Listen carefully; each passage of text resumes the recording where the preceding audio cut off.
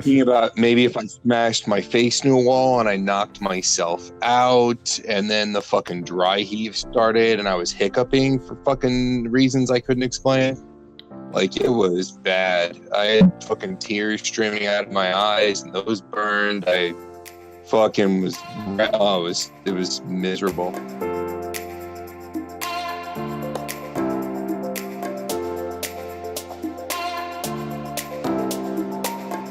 Hello everyone, welcome to episode 70 of the Thought Patrol podcast. This week I'm joined by Shawn. Just me and him this week. We're going to be doing a little bit more of a laid back episode. We're going to be talking about the consoles that we ended up being drawn towards as we played video games and grew in the love that we have for video games and the reasons why. Again, a little bit more laid back. The past week hasn't been really anything too crazy with video game news. We have a few things to talk about, but not enough to justify a main topic. So we're going to pull back from the reserves of great ideas that we had in the past, and we're going to pull from that. I sent a community alert out, and they failed me. You guys failed me. It was just on Discord, and I'm obviously joking, because we did get like two. One of them I already had slated to talk about, and the other one is a mailbag. But yeah, we're good. So we're going to go ahead, move forward into the meat and potatoes as we always do. Shawn, how have you been, dude? Have you been playing anything? Have you been watching anything? I have been watching. Okay. Yes, I've been I've been watching the same anime you have, so there's nothing new there. I'm sure you'll cover those for me.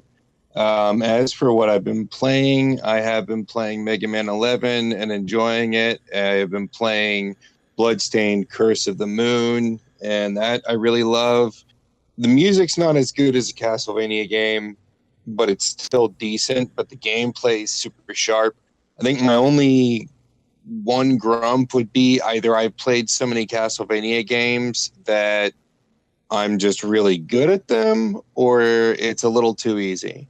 But I think right now it's got me locked into a normal difficulty, but I think after a playthrough it might let me up the difficulty. So that's a possibility. But no, never mind, because it did give me options in difficulty, because I put it on the hardest setting where it's got knockback. Okay. And I'm still, like the original ones, you get hit and you get knocked back. You can actually turn that off. Oh, that's I have it on the hardest setting, so it's traditional Castlevania gameplay. And every boss so far has killed me once or 3 times, and then I beat it. Okay. So I've only had to replay a level 2 or 3 times, I think, at most, before I was able to pass it, which is not nearly as unforgiving as the old 8-bit Castlevanias. So it is a little bit easier. But the graphics are really nice. The level design is nice. The whole thing is strictly an homage. The whole thing. Like, they are trying to channel Castlevania 3 like as hard as they fucking can with this game. So there's when you rescue these souls, but the story is much shittier than a Castlevania story. It's pretty loosely put together. But you rescue these souls. And every one of the souls is a different type of Castlevania character you played before. So one of them plays like Grant. One of them plays like Sypha. One of them plays like a Belmont. And then there's newer ones that are unique. Like one guy uses a sword. He plays more like one of the ones from the Game Boy Advance, the 1632-bit style ones. I say 32-bit style ones, not 16. Anyway, it's pretty good. I like it. It's worth the money. I think it cost me $10, and so I've enjoyed the shit out of that. I went back and got a little bit farther, and like a bunch of different games that I started and never finished, like the Ratchet and Clank reboot, Typo Man. I started Wonder Boy Returns again, and then 5 minutes later quit because I've been eternally bored for 3 days. And then I think I made a level in Final Fantasy 14.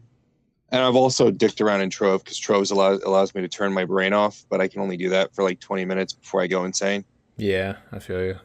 12 by yourself is not as bad as Minecraft by yourself, but it's still boring after a while.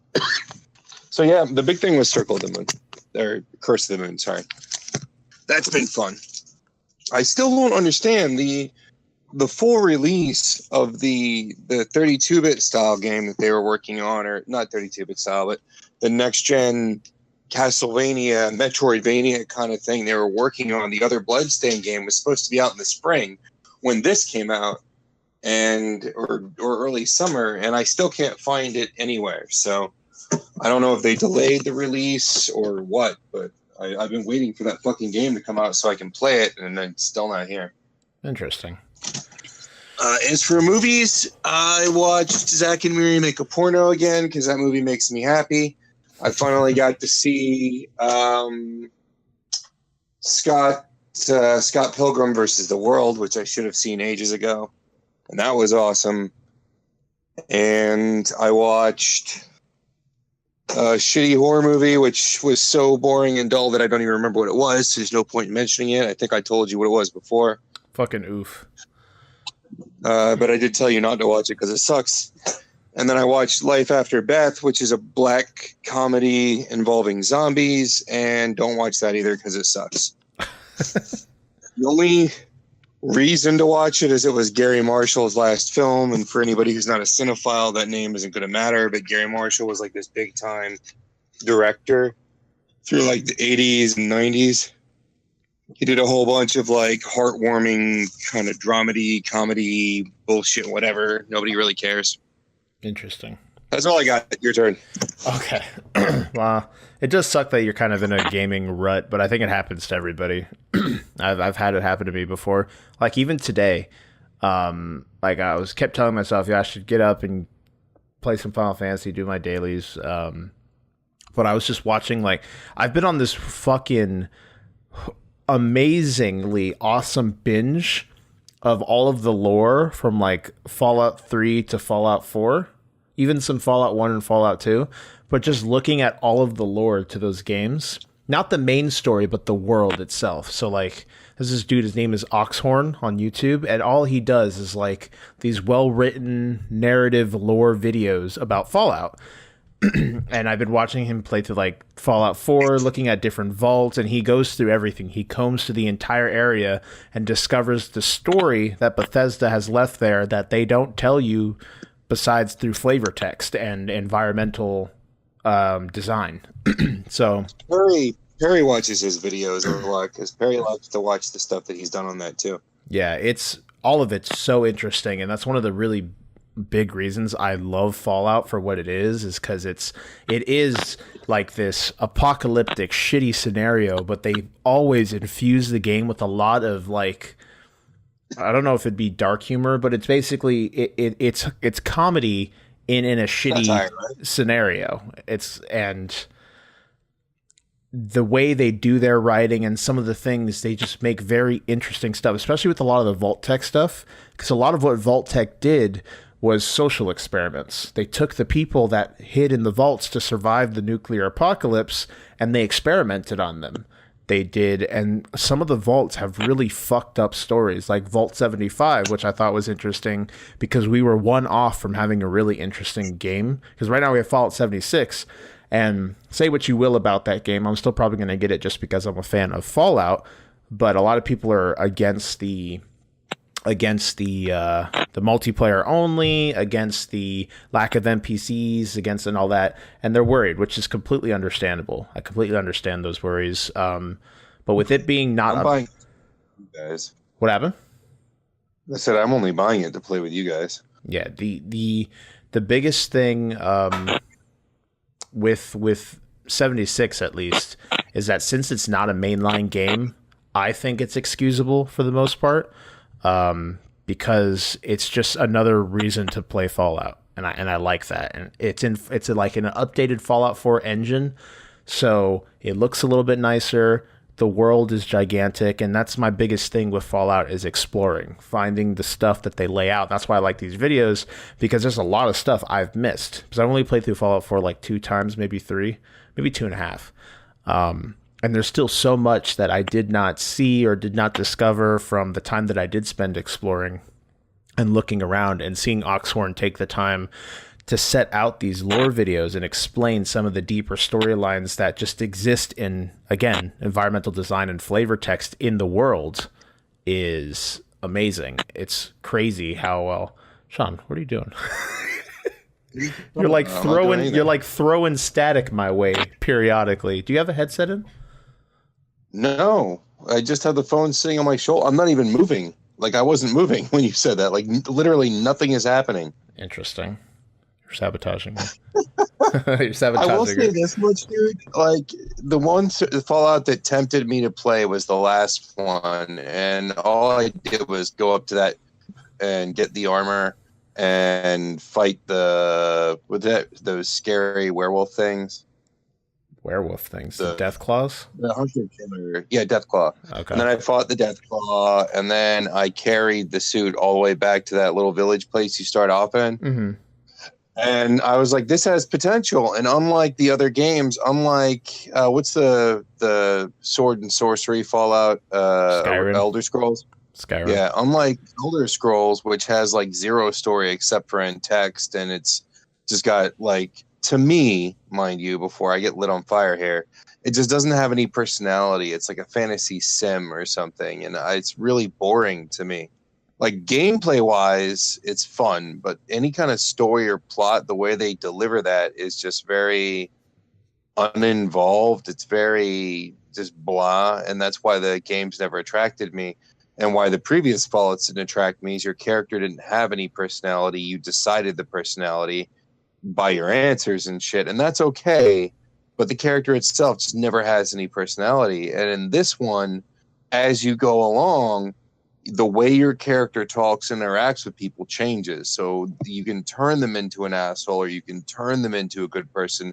They start off a fairly good-natured person that's been horribly damaged by this tragedy, and then you kind of nurture them in whatever direction you want to play them. And I like that idea a lot more. It's still not my preferred thing, because I like scripted games, but I found that to be the most appealing that I've seen yet. And I did play it for several hours, and it was interesting. It just wasn't enough to hold me, but I do like the idea of a post-apocalyptic area, and we did have a lot of fun with survival games. It's just the players that that turned them toxic. Like, we had a lot of fun with that shitty dinosaur game Ark. It's just the players killed it, and that's a little bit the same way with Conan. Like, you played it for a little while, and you can go back to it and blow time just like I do in Trove. But there's really, I don't know, there's just something missing there, and I think Fallout is a perfect place to do something somewhat similar with that. If you can put that same kind of world lore in and give it the same level of attention to detail that they do with a mainline Fallout RPG, and then give players the building whatever they want mechanic, and the exploration mechanic, and the fighting off the nuclear bears and centipedes and all that kind of crazy shit, I think that's a great idea. Like, I think people I think they're just doing a gut instinct reaction and not really paying attention to the fact that this isn't Fallout. This is another game style entirely set in the Fallout universe. And if they think of it like that, I don't really understand what there is to be upset about. Like, the more I think about it, the more I think of us running around screaming, trying to escape death claws, the more I like the idea. The only thing I don't like is dropping $70 on it, because most of your other survival games like Rust and Ark and Conan don't cost a full $60. Yeah. So if there's going to be, there better be something really extra special in there to justify that extra $20-$30. Yeah, I feel you. A lot of people's issues with it is just because it's being moved to a multiplayer environment. And it is online only. Like, if you don't have an online service, you can't play this game. So that's obviously put off a lot of people. Because as blessed as we are to have internet, a lot of countries around the world that do not have good internet connection. So you can get a game. Problem is if the game requires an online component, it's difficult to play it just because you do not have a decent connection. So a lot of people I've heard about but that's always a problem. There's nothing you can really do about that. Again, I don't understand the anger just because it is not a mainline game. They've said multiple times that this is like a side project that they're doing. They didn't create a whole new engine for this game. They didn't devote a lot of heavy resources to this game, so I don't see it pushing back in a major way the next main Fallout game. I could understand if they made a brand new engine, did all this shit, and put a lot of time into making this and hoping that Fallout would take this direction. But that's not the case. It's just a side project. That's like saying the new Let's Go Pokemon game, oh shit, they're changing Pokemon entirely, we're fucked. No, they're making another mainline game right afterwards that we will get that is basic Pokemon. They're not abandoning the Fallout thing. Because a lot of people, at least for it's not like they haven't had Pokemon spin-offs before. They had that Pokemon dungeon. Nobody rioted then. Yeah. Another thing with it, well, no one's particularly rioting about Pokemon as much as 76, but I think a lot of it, and we'll talk about. Gamers are sensitive bitches. That is that you find something you're attached to in any way, shape, or form, and you know me. Yeah. You know I have completely bitched out over stuff before, and sometimes it's justified, and sometimes I'm being an over-emotional prick. And, we're family by now, so that's just the way it is. But I think that's all I chalk it up to, man. I think once the next Fallout game comes out, people will have calmed down. I don't know. I think they're just overreacting. It's not a Fallout game. It's another kind of game set in the Fallout universe. So they're just expanding the franchise into other play styles, and I think that's refreshing. And you were talking about that dude making the lore games. The first several Fallout games were super famous for the depth of the universe. Yeah. Like they were very similar in terms of how they played to some of the top-down D&D games of the Dungeons and Dragons games of the time that had evolved. That whole play style evolved from the 80s, where they had this trilogy of games built off of the same game engine. It was the Secret of the Silver Blades trilogy. I think it was Forgotten Realms. And they were VGA, so they were like magenta, blue, and gray and that shit. And you had villages were first person, so you would press forward and the picture would click into a different picture. Yeah. Which was the street a little bit farther down. And then if I remember correctly, the dungeons were like this top down, and you would move your sprite around, and then combat would happen, and et cetera, et cetera. And eventually they updated the engine to Baldur's Gate, which was this big, excuse me, in the 90s. That was a massive thing. Like anybody who played RPGs loved Baldur's Gate. And then they brought Pools of Radiance or some shit like that into that new engine. And around the same time, the Fallout games were coming out, and those were big too. This whole top-down party-based RPG combat. If I remember correctly, you moved each character separately, and you had this super deep world. So when they transitioned it into 3 dimensions with was it Fallout 3, and then they did New Vegas on the same engine, and then they did 4, it was just kind of a natural transition. It was I still don't understand the turn-based element they tried to keep in there, whatever it was, MIPS or whatever the fuck it was called. Bats, yeah. But that's somewhat similar to the older top-down style in terms of trying to make things turn-based and whatnot. But I think that Fallout's always going to have a rich and interesting world. I just think that the first 2 games gave you more of an opportunity to enjoy that, whereas the 3rd and 4th and New Vegas kind of leave it off the beaten path a little bit. Well, my favorite Fallout game that I've played, and I've only played a little bit of 2. I haven't really fully delved into it because, again, it is what I grew up with was the gameplay in Fallout 3. That was what I was accustomed to, and it is quite a large shift going back to the older Fallouts. One of the things that my favorite Fallout game that I've played is New Vegas, because it does have the deep world. It exists there. You can both find it by playing, and you can find it by searching out more of it as well. And the quest design in that game was phenomenal. Like some of the best quest design I've ever seen in an RPG. From the way it made the world feel persistent, even though it wasn't. I mean, to a point it was, but the way that quests were done and the way that you discovered things and all of the stuff that you can stumble upon that like opened up into gigantic like quest lines that was something that was just sitting there in hopes to be found, that can go into this whole fucked up storyline with these raiders and stuff like that. Again, they put so much time, as you said, into developing a world that you can fully immerse yourself in. The problem that people have that are Fallout diehards is that people felt burned on Fallout 4. They did huge changes to the way that the game played compared to 3 in New Vegas to make it less RPG-like and more shoot guns and action-y. Not saying that 3 in New Vegas didn't shoot guns and stuff along those lines, but there was less importance to your actions in 4. The RPG element in the form of assuming the role of a character and having impactful decisions was changed quite a bit. The lore, again, always stuck, like in 4. But a lot of people don't like 4 because of the changes they made to the gameplay when it came to the RPG elements of the game.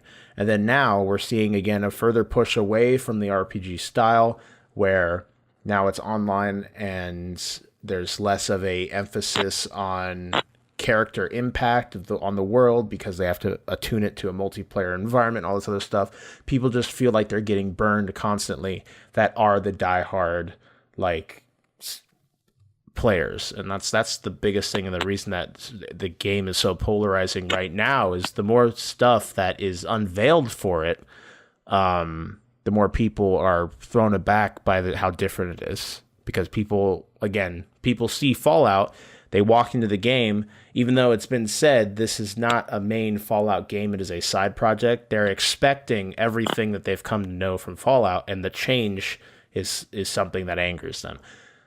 I think the same people that were afraid when it transitioned from a top-down RPG to a 3D RPG, but once they played that game, I'm not one of those people, but I know those people, and once they played the game, they were quite happy with it, even though the ending was kind of, at least in my opinion, janky.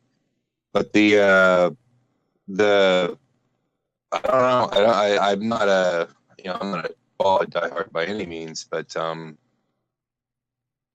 I didn't know that there was that big of a difference between because again, I'm not a Fallout diehard, but I didn't know that there was a big difference between the old like 3 and what was the other one? New Vegas and 4. Yeah, there's a huge difference. I did like what they did with the characters, though. That part I found to be good. Like the way the character grew was more organic, and they had their own personality. Like you pick the looks and the basics of the character, but the character starts off with a fairly distinct personality of their own. Like it's not numb, and that part I like. So I hope if they do make further changes, that they still stick with at least a somewhat scripted character to start with and just allow you to decide what direction they take. They did that. I think that's an improvement over that blank slate bullshit that they do with the other Fallout games with Skyrim. Then again, I'm there, there's got to be people out there that like it for that reason. So, I mean, it's not really a me game anyway. Yeah, no, I feel you. But I didn't know it was that different. Yeah, it's a huge fucking difference.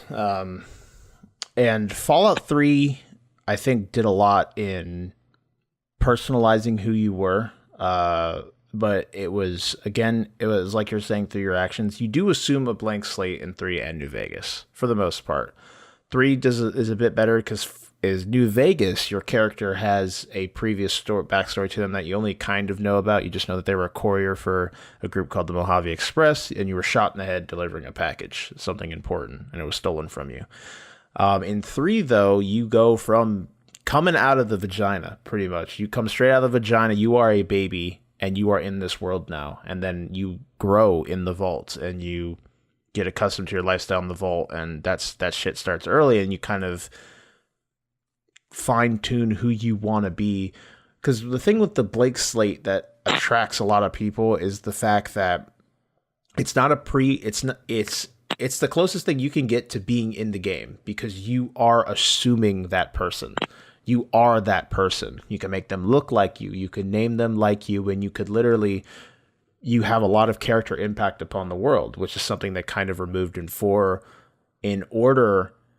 Well, they technically didn't have to do it the way they did, but they made it very new user friendly. Like in 3 in New Vegas, if you don't build your character a certain way, you can completely fuck up certain quest lines if you're not prepared for that encounter. And in 4, it was kind of just, you're always okay as long as you have a gun and ammo and you can survive the gunfight. You really don't have much of an issue. Now, 4 added a lot when it came to like extended playability, because there was no level cap like there was in 3 in New Vegas. But then there's a con that way, because again, in 3 in New Vegas, if you hit max level, you weren't getting any more perk points. That was your build. If you were missing something, like say for some reason you could not do master level locks because you did not put enough points into that spec, you cannot do master level locks for the rest of the game because you did not spec that far down that tree, basically. So if you are not careful with where you're putting your points and how you're building your character, and you have a basic idea from the start of the game, you can screw yourself over, technically. In Fallout 70 or Fallout 4, that's not the case. You will continue leveling no matter what. You will eventually get every perk in the game. It's possible. You will eventually have every perk in the game. In 3 New Vegas, that's not a possibility. You cannot do that. So it added a lot to replayability because you can make different builds, and having a basic knowledge of the game, you have a better understanding of what you want to do from get-go to change the way your play style is throughout the game. If you want to do a stealth melee build, if you want to do a stealth silenced weapons build, or whatever, you can do that early, and you spec into those trees early, and it changes the way you play the game entirely. Where in Fallout 4, it affects early gameplay, but eventually you'll just be a god of everything anyway, so it won't really matter. It's just how long it takes you to have that ability, not that you can eventually get locked out of it if you don't spec into that tree. So that's one thing that people weren't too happy for, because it felt very new user friendly. There wasn't much of a strategy to it anymore. Like, you couldn't fuck over yourself if you didn't have a certain perk at a certain point. But then if you did spec into that tree, situations can play out a completely different way. And New Vegas is really good about this. A situation can if you have a certain perk or a certain thing or a certain trees invested in a certain tree to enough of a point, you can completely change the outcome of a situation, either by talking your way out or having a certain perk that lets you change dialogue trees or all this other stuff.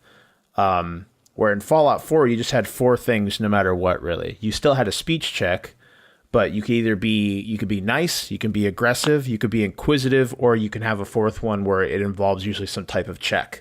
And it was always the same, no matter what. Kind of like how Mass Effect did it, except not as in depth. Whereas 3 in New Vegas, you can have 15 different things depending on what you were doing, and they could change the outcome of a situation depending on what kind of build you're actively going for. That's why I always thought charisma was really cool, because you can talk yourself almost out of every fucking situation in those games. If you have enough charisma on your character, if you're smooth enough of a talker, you can get out of practically anything just by being the James Bond of the apocalyptic wasteland. And I always thought that was cool. And the same thing applies in 4. It's just not as in depth. But that's one of the reasons that people felt burned about that kind of stuff. And it's interesting. So I don't know what we were doing. We're doing intros. We'll talk a little bit more about Fallout 76 as we get into our news, because we have an article talking about it a little bit. Another thing that has pissed off fans, we'll discuss a little bit. But we'll move into that a little bit later. So I've been doing good. Been mostly playing just Final Fantasy 14. I haven't really delved into much much of anything else. On Twitch, we played Visage, which is a horror game. Scared the absolute fucking nuts off my body. It was a really good game. It was basically if PT was more realized, at least with the way the atmosphere was done. You're in a spooky house, there's ghosts, and there's puzzles. And I'm super excited to see what's next, because right now it's in early access. So basically it's... what am I trying to say here? It's in early access, so they only have one chapter. I think from what I saw, it looks like they have 3 or 4 planned. And for $20, that's a decent... I think it took me about 3.5 hours to beat the first chapter. So it's pretty good for a horror game. Usually they run a little bit longer, or a little bit shorter, depending on what's going on. And I enjoyed it a lot. I like the mechanics of it. You're basically, again, in a spooky house. The game starts out quite rough. You load a revolver and shoot like 4 people, murder a whole family, and then kill yourself. And you wake up almost like in your own personal hell kind of thing. So again, very heavily PT inspired. So it's cool. It kind of feels like a spiritual successor to the game. That someone took that idea, that atmosphere, the way they built that horror and that spookiness, and made a realized concept out of it. And that's really cool. So I enjoyed it a lot. It's very pretty too. Again, if you want to see that, the VOD is on Twitch. You can check that out, twitch.tv/ThoughtPatrol. We played the entire game there. Very fun. Super excited to see what's coming next. But right now I'm just waiting for games to come out, to be honest. We have Red Dead coming on the 26th. The Fallout 76 beta starts on the 30th. Hopefully I could get in early, and we'll see what happens. I want to try and stream that game as much as possible, because it's got a lot of people talking about it. See if we could, I don't know, catch a wave of some shit. Maybe get some followers. I have no idea. And Call of Cthulhu comes out on the 30th as well. So a lot coming out in the next few weeks. Excited to get into all those games. I will be streaming Cthulhu and 76. So definitely look forward to that.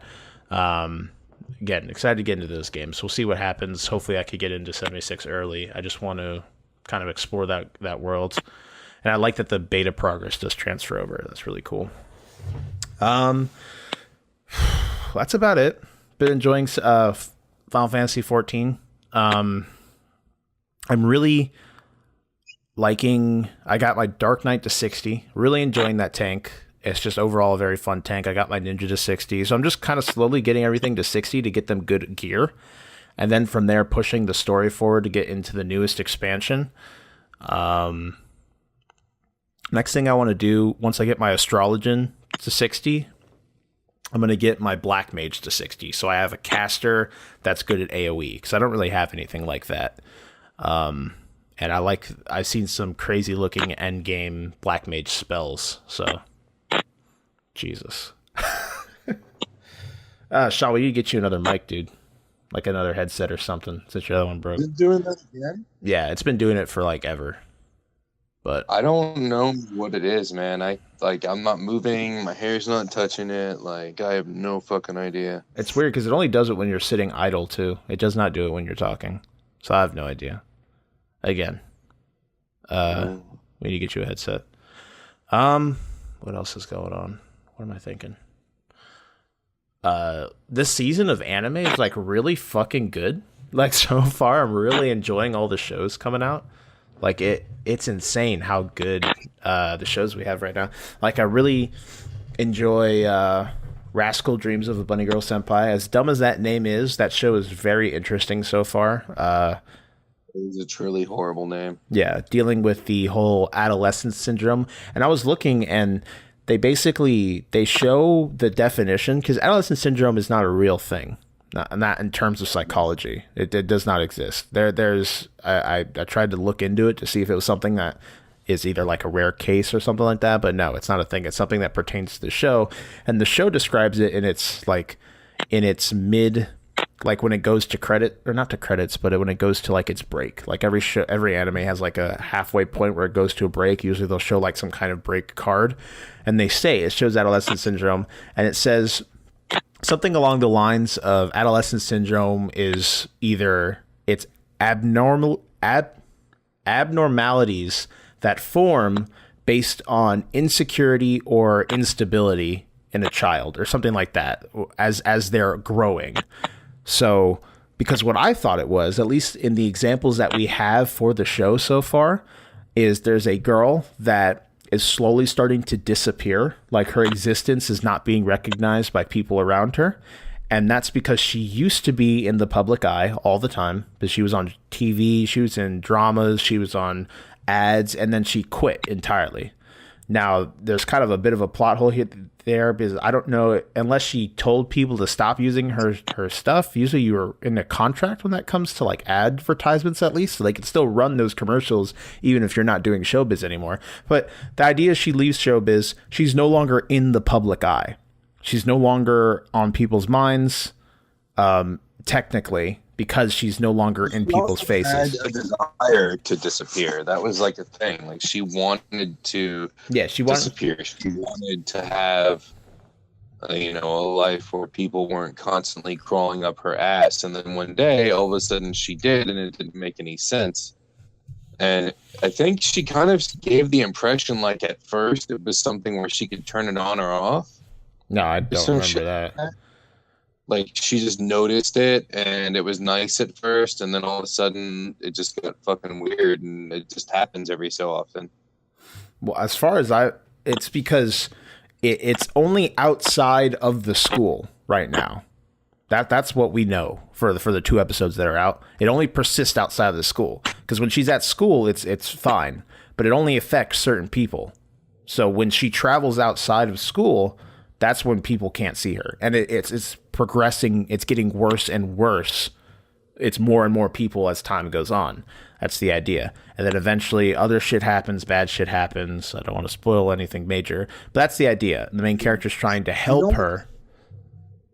They don't really explain what's happening very well, unfortunately. That's one of the few complaints I have, is like they try and tell you sort of what's happening, but they don't really give you much. So you're kind of left to try and... That's one of the reasons why Kyle and I are like... We got kind of like 2 different things out of it, is because the explanations are fleeting. It's they'll start to describe something and you'll get a tiny description, and then that's pretty much all you get. And then they just move on with dialogue and situations and whatnot. They're really not explaining what's happening very well. Also, keep in mind this is a mystery show for the most part, along with like a little bit of romance and relationships here and stuff. But this is us talking from seeing only the first and second episode. So I can't really say that I agree with that as of right now. If we go a few more episodes and we still don't have an idea of what's going on, then I could agree with that. But for us only to be 2 episodes, that's like everyone bitching about Goblin Hunter being edgy and pointlessly over drama, whatever, just because they've seen the first episode and there was like rape in it and stuff like that. I'd have to give it a few more episodes to see how fleeting those explanations are, because the characters only kind of know what's going on, and we're getting it from their point of view, at least the main character's point of view, because he's recounting a lot of things should be concerned about that they're just not, because of plot reasons, and that happens because of weak writing. Overall, I love the show, but there's just a lot of reactions that I should have seen from them for them to be believable characters that aren't happening. There's things that just happen, and they just immediately accept that they shouldn't be, that there's stuff like that where characters accept something because characters. And that's never good, no matter what show it's in. It's just the rest of the show is so interesting, and the characters are so interesting that we forget it. But I still notice that, like certain just completely unrealistic behaviors for a character who would have reacted that way in a scene prior, or somebody who just never questions weird shit happening, or doesn't notice something happening when it should stick out because the character's never made a choice like that before. That kind of shit keeps happening. And it's happening because there's been no in plot example explaining why a character would or would not react a certain way or feel a certain way. They just it's kind of like they're making it up on the fly. Like they're focused so much on other story elements that they're not developing these characters properly. So these characters aren't behaving properly. They're not making choices that are believable to the way the characters have been explained to us. That's just me, I guess. Yeah, I only, again, I do think that you tend to be overly critical of some things, but these are also characters that are privy to these situations they're currently in, like that, and have been for a while. We're kind of coming in partially into the main female character story because she's had this issue happening for a few weeks already, or a week or two already, or something along those lines. And also the main character is also privy to the adolescent syndrome as well, because his sister had that issue. It's important to explain it to the viewer. Like the stuff that is not right in how this has played out so far should have been explained to us already. And I'm not talking about in exposition. I'm talking about in just the way characters function and the choices they'll make and the way they react to certain things. Like some things you can bring out later as a fun reveal, and some things we should know very quickly within the first 2 episodes, why this character behaves a certain way or thinks a certain way. Like certain things are important to make the rest of the show believable, and those things did not get done. So again, it's a relatively, at least at this point in time, because it's so early, it's a relatively minor gripe, but I feel that it's one that's worth mentioning because I've seen it happen so many times in anime that I'm afraid it's not just a flaw of the show. I just think it's a laziness flaw in a lot of shows. But they may save my concerns before the end of the show, but somehow I doubt it. They usually don't. All right, we'll see what happens. I really like it, though. I still like it very much. It's just a bit unusual. I'm thinking, what else is there? Goblin Slayer is kind of weird because the first episode was very dark and the second one was pseudo lighthearted. Now, I don't know if they're preparing us for another dark episode. I don't know what this show wants at this point, though. But again, you can't have something that's gritty and then stay gritty the entirety of the show, because then that's when it gets to the point where it's gritty for gritty. I know, but Berserk, it's gritty, but it's not gritty the entire time. You don't got people getting killed and raped every episode. They have to lead up to it. There's parts where he's getting to know the Hawk Gang and all that other shit. People are, again, it's still partially dark and there's still dark shit that's going on, but you don't have fucked up stuff happening every episode. It's just weird because it's a big change from first to second episode. I'm still interested to see what's going on. I hate looking at Goblin Slayer because every time I see him, he's a fucking Pillsbury Doughboy because he's CG'd and he just looks bad overall, which is annoying as shit. But I just, it's just weird. And what else? He's not as bad. What was it I said the other night, that he needs to be driving those vehicles from Twin Star Exorcist that are animated so badly? Hell yeah, dude. A fucking Twin Star show. I don't want to finish that show. I'm thinking Thumb Hank forever, man. Thumb Hank forever. Yeah. Zombieland Saga is really cool. Just because it's over the top and ridiculous. And I think you always need like one of those shows every season. So you come back from watching like deep character development or something along those lines or something dramatic, and then you come to two zombie girls with makeup on rapping about fucking hating each other in a old person's home, and just absolutely ridiculousness. One of them still a zombie trying to eat people. It's just over the top ridiculous.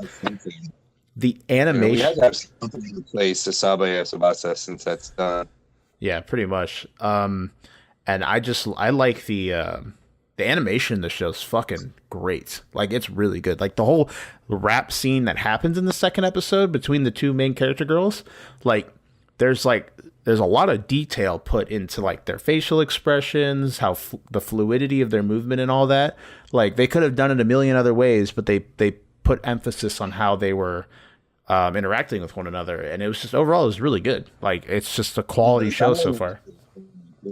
The the dialogue's fantastic, especially with the mad scientist motherfucker. Like Oh yeah, he's insane. All of his dialogue is fucking hilarious. Yeah, he's insane. But definitely some good shows coming out this season. Really enjoying what's going, like, anime wise, what's happening, especially since My Heroes, we're waiting for the next season of My Hero. But there's a lot, like, there's no reason to be sad. There's a lot still coming out that's really good, that's enjoyable. And yeah, so glad your week's been good, Shawn. Glad you could join me tonight. We're moving our housekeeping again. We do Twitch streams, twitch.tv/ThoughtPatrol, Monday, Wednesday, Friday, and Saturday at 9 p.m. Eastern time to like 12 or 1 in the morning. We stream.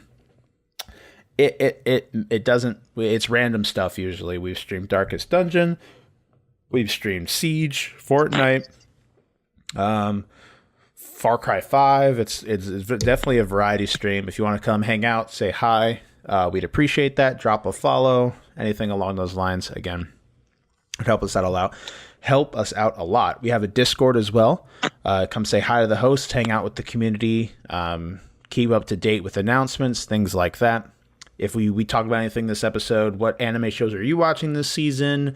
What do you feel about Fallout 76? Blah, blah, blah. Feel free to leave a comment below on YouTube. Let us know how you're thinking. Or you could drop by Discord and say your thoughts that way. While you're there, feel free to subscribe. Hit that bell. Let us know that we still have some form of a community on YouTube, because we really don't at this point. It's mostly through the podcasting services. You could also subscribe on all of the podcasting services. The episodes come out every Tuesday at 8 a.m. Lord willing, because sometimes that's not always the case.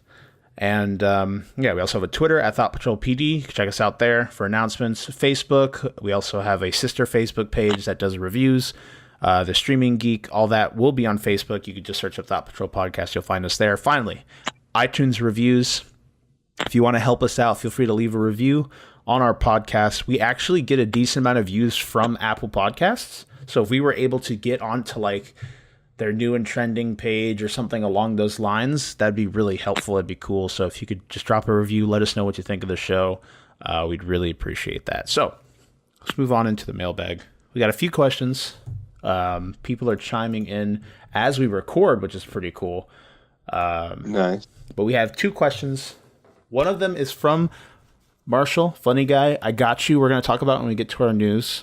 He's basically talking about the lore retcons that are going on with Fallout 76. Talk about it when we get to news.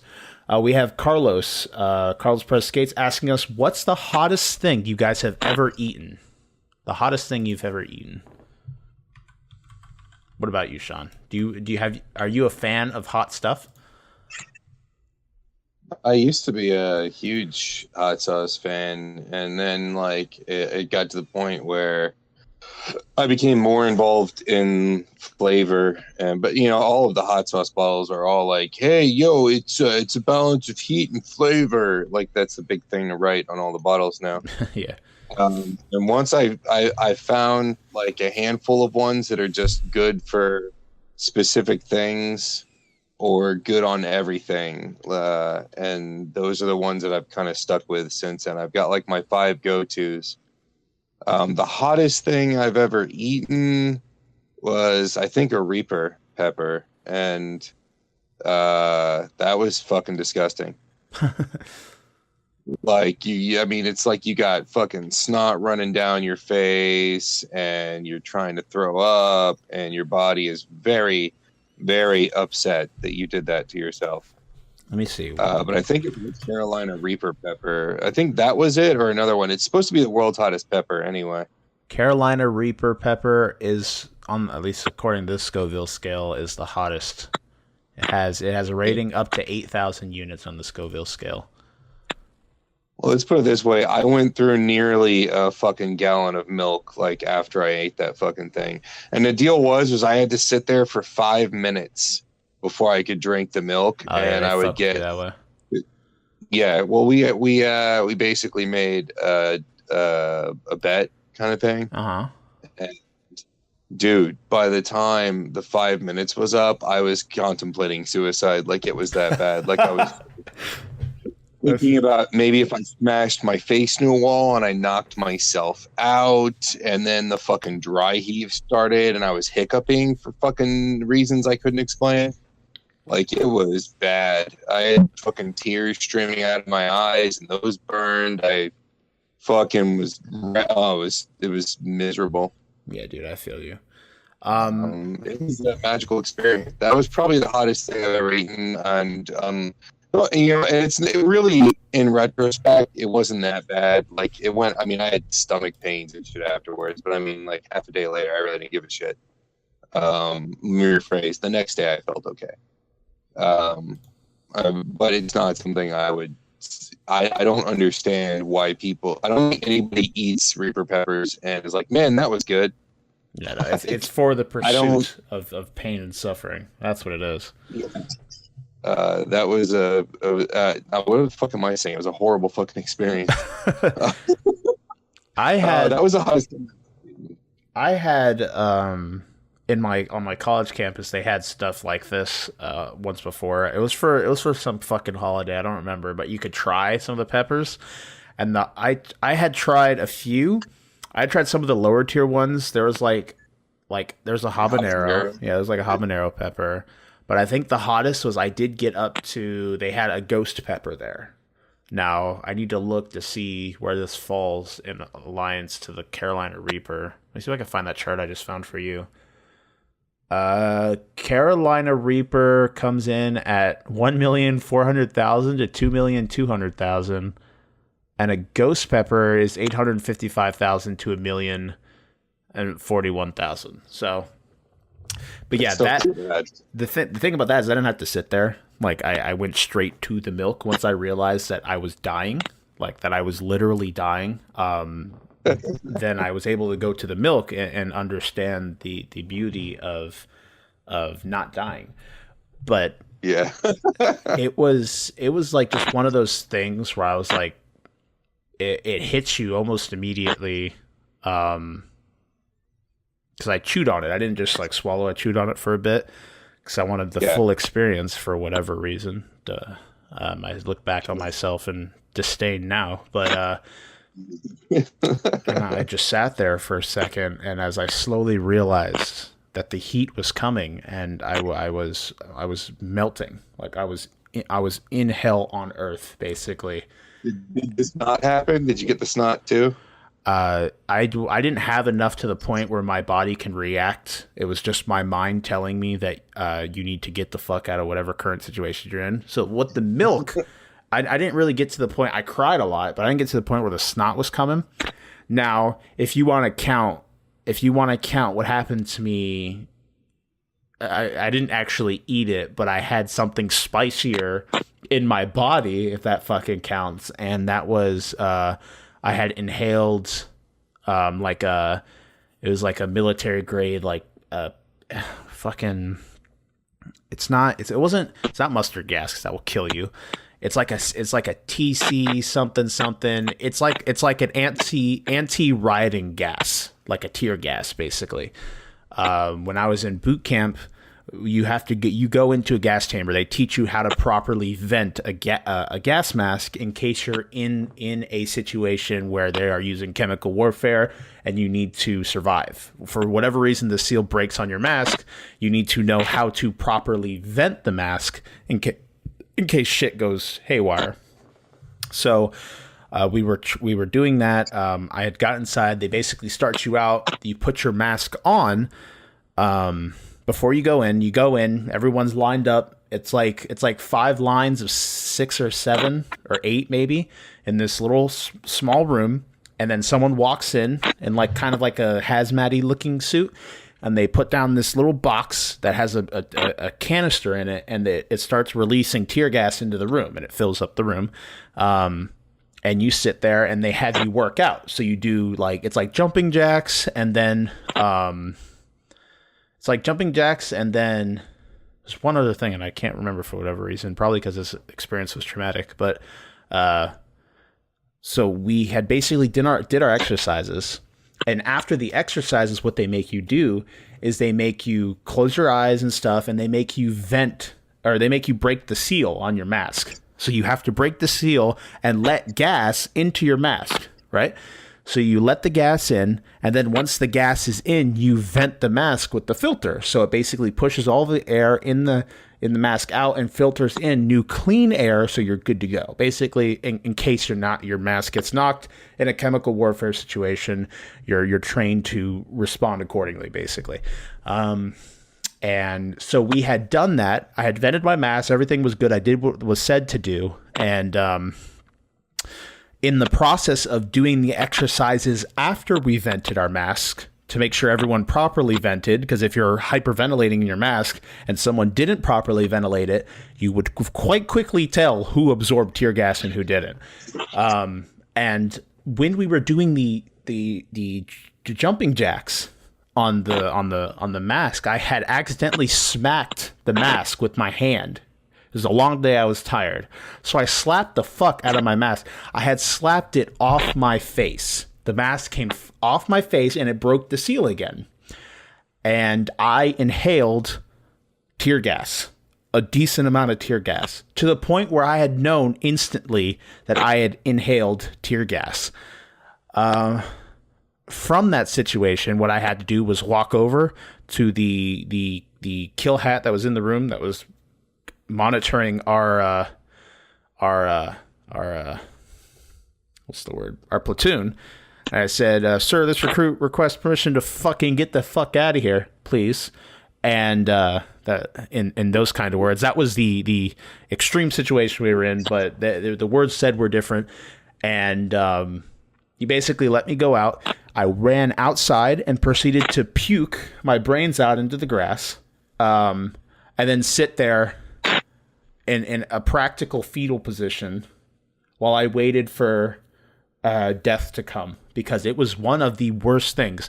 That's technically spicy air, so that counts, Carlos, but that was one of the worst experiences I've ever had in my life, because it is just, even to the point before you inhale any of it, you can feel it on your skin. It feels like little daggers, because it kind of burns your skin as the pores inhale the mustard gas. And you can feel it like little daggers, little tiny needles poking at your skin. And I inhaled this shit into my lungs, and it was just, you feel a massive burning in your chest. And what happens is your body's like, I got to get all this shit out of me. So out of every possible orifice in your mouth and on your face, you are leaking. You're puking. Your snot is running as fast as it can, and you are crying up a storm. So you're basically, again, every orifice from your mouth is leaking something of some sort to get all the shit out of your body as fast as possible. And it's just not fun. Not fun whatsoever. And the worst part about it is, after the fact, I had to get my mask back on and go back inside and do it again, because I failed the procedure. So I had to go back in and then do it correctly. I did it good the second time. I came back out and we were good. The rest of the day was awful, and I went to sleep that night, and the next day started. Blah blah blah. But that was probably the spiciest thing I've ever consumed. Was the fucking tear gas in boot camp. The pepper has nothing on that shit. To tell you the truth, that was one of those things where, like, before I was kidding about the pepper, like dying with the thing, but you feel like, I know why they use it on riots now. If you want to disperse a crowd real quick, that's the perfect way to do it. Because that shit will drop you to your knees, and you will be again leaking out of every possible orifice on your body. It is fucking horrendous. I wouldn't wish it upon anyone. It's not fun. They have a new pepper spray that's considered like tear gas in a bottle, and in the Scoville units of this pepper spray, because it's like a hyper condensed, chemically altered version of ghost pepper juice and some other shit, and then they mix mace in there also. And it's supposedly the Scoville units, because my buddy who was in the Air Force, when he was in Texas, I don't remember what the Air Force base was there, but when he was in that Air Force base, he bought like a spray bottle of it, and fucking, because he's in the military and because guys do stupid shit when they're together, they all got into this, they would spray each other with it. Oh, Jesus. And they just about died. Yeah, that shit, like, when it, again, just to stop an assailant, it does its job. At least we know that. because that shit is nothing to mess around with. I saw another thing. These guys, it was someone's birthday or some shit, and so they like duct taped him to an artillery shell launcher. Like one of those big ass artillery station kind of things, and they're all singing to him "Happy Birthday." So he was like duct taped to it. I don't know what the fuck was going on in that video. All I could say is incoming safety debriefing. Yeah. But I will say this much: the Reaper Pepper was bad, but the only reason I think that it was as bad is because I waited so sit long. in it. Yeah, you sit in it. That sucks. And I made it the 5 minutes, but it wasn't worth it. Like, if anybody ever fucking tries to give you that challenge, trust me, it is absolutely not worth it. Like, if you're gonna do the challenge, eat the thing, then chug the milk. Do not fucking do that macho bullshit. Yeah, don't it was sit there. Not worth it. Yeah. No, dude, I got so fucking sick off of that. Yeah, as strong as you think you'll be in that moment sitting there, the pure like bitchery you display afterwards when you're dying and asking for milk and chugging that shit is not worth this 5 there sitting there looking like a badass.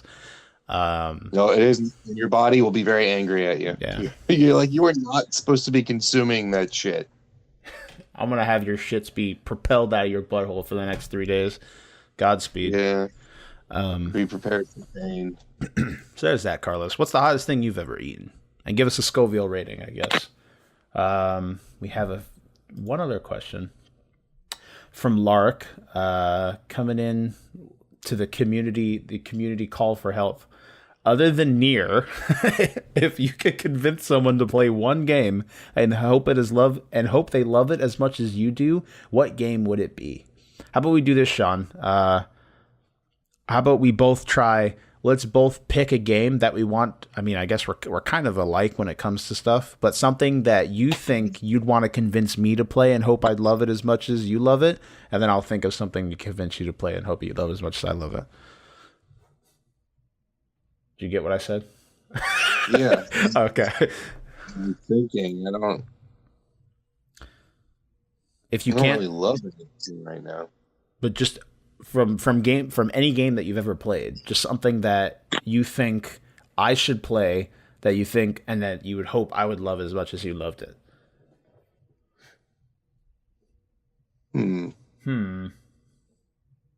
It's not easy, I guess, to throw it on you at the last second, but yeah, it's weird. All right, let's set a rule. It can't be an RPG. That should make it a little bit easier. Right, you just fucked over all of my answers. All right, I'm just kidding. All right, fuck it. I don't know most of the games that I like. You like? Give me one. Well, to be honest... Oh, here we go. Okay. Here we go. I've got it. Okay. I've got it. Dirge of Cerberus. Okay, now what you're going to do is you're going to make a sales pitch for me. Something, think of like a minute or two of the reasons why I should play this game and why I should love it. Give me a sales pitch. Dirge of Cerberus combines a first-person shooter with point-based action, with RPG elements, and it closes off the Final Fantasy VII timeline. It's the last final conflict in the Final Fantasy VII story. It also takes the cutscenes are all animated by the same cats that did Advent Children. So you've got all these really awesome cutscenes with Cloud and the gang on their last adventure. But what it does is, instead of it focusing on Cloud or focusing on Sephiroth or focusing on any of that, it focuses on Vincent Valentine. So there's a running gag that runs from Final Fantasy VII to Advent Children. You know how everybody's got a cell phone in Advent Children? Yeah. And Cloud makes this comment about how Vincent needs to get a cell phone because Vincent doesn't bother with technology very much. And so in Dirge of Cerberus, Vincent finally has a cell phone. And everyone constantly reacts surprised that he actually remembered to buy a cell phone, even though he forgets to use it sometimes. Mm-hmm. But what it does is it also fills in a lot of the continuity gaps, the plot gaps that existed in 7. and it makes Sephiroth's plans even a bit more dire when you have happened if he would have succeeded.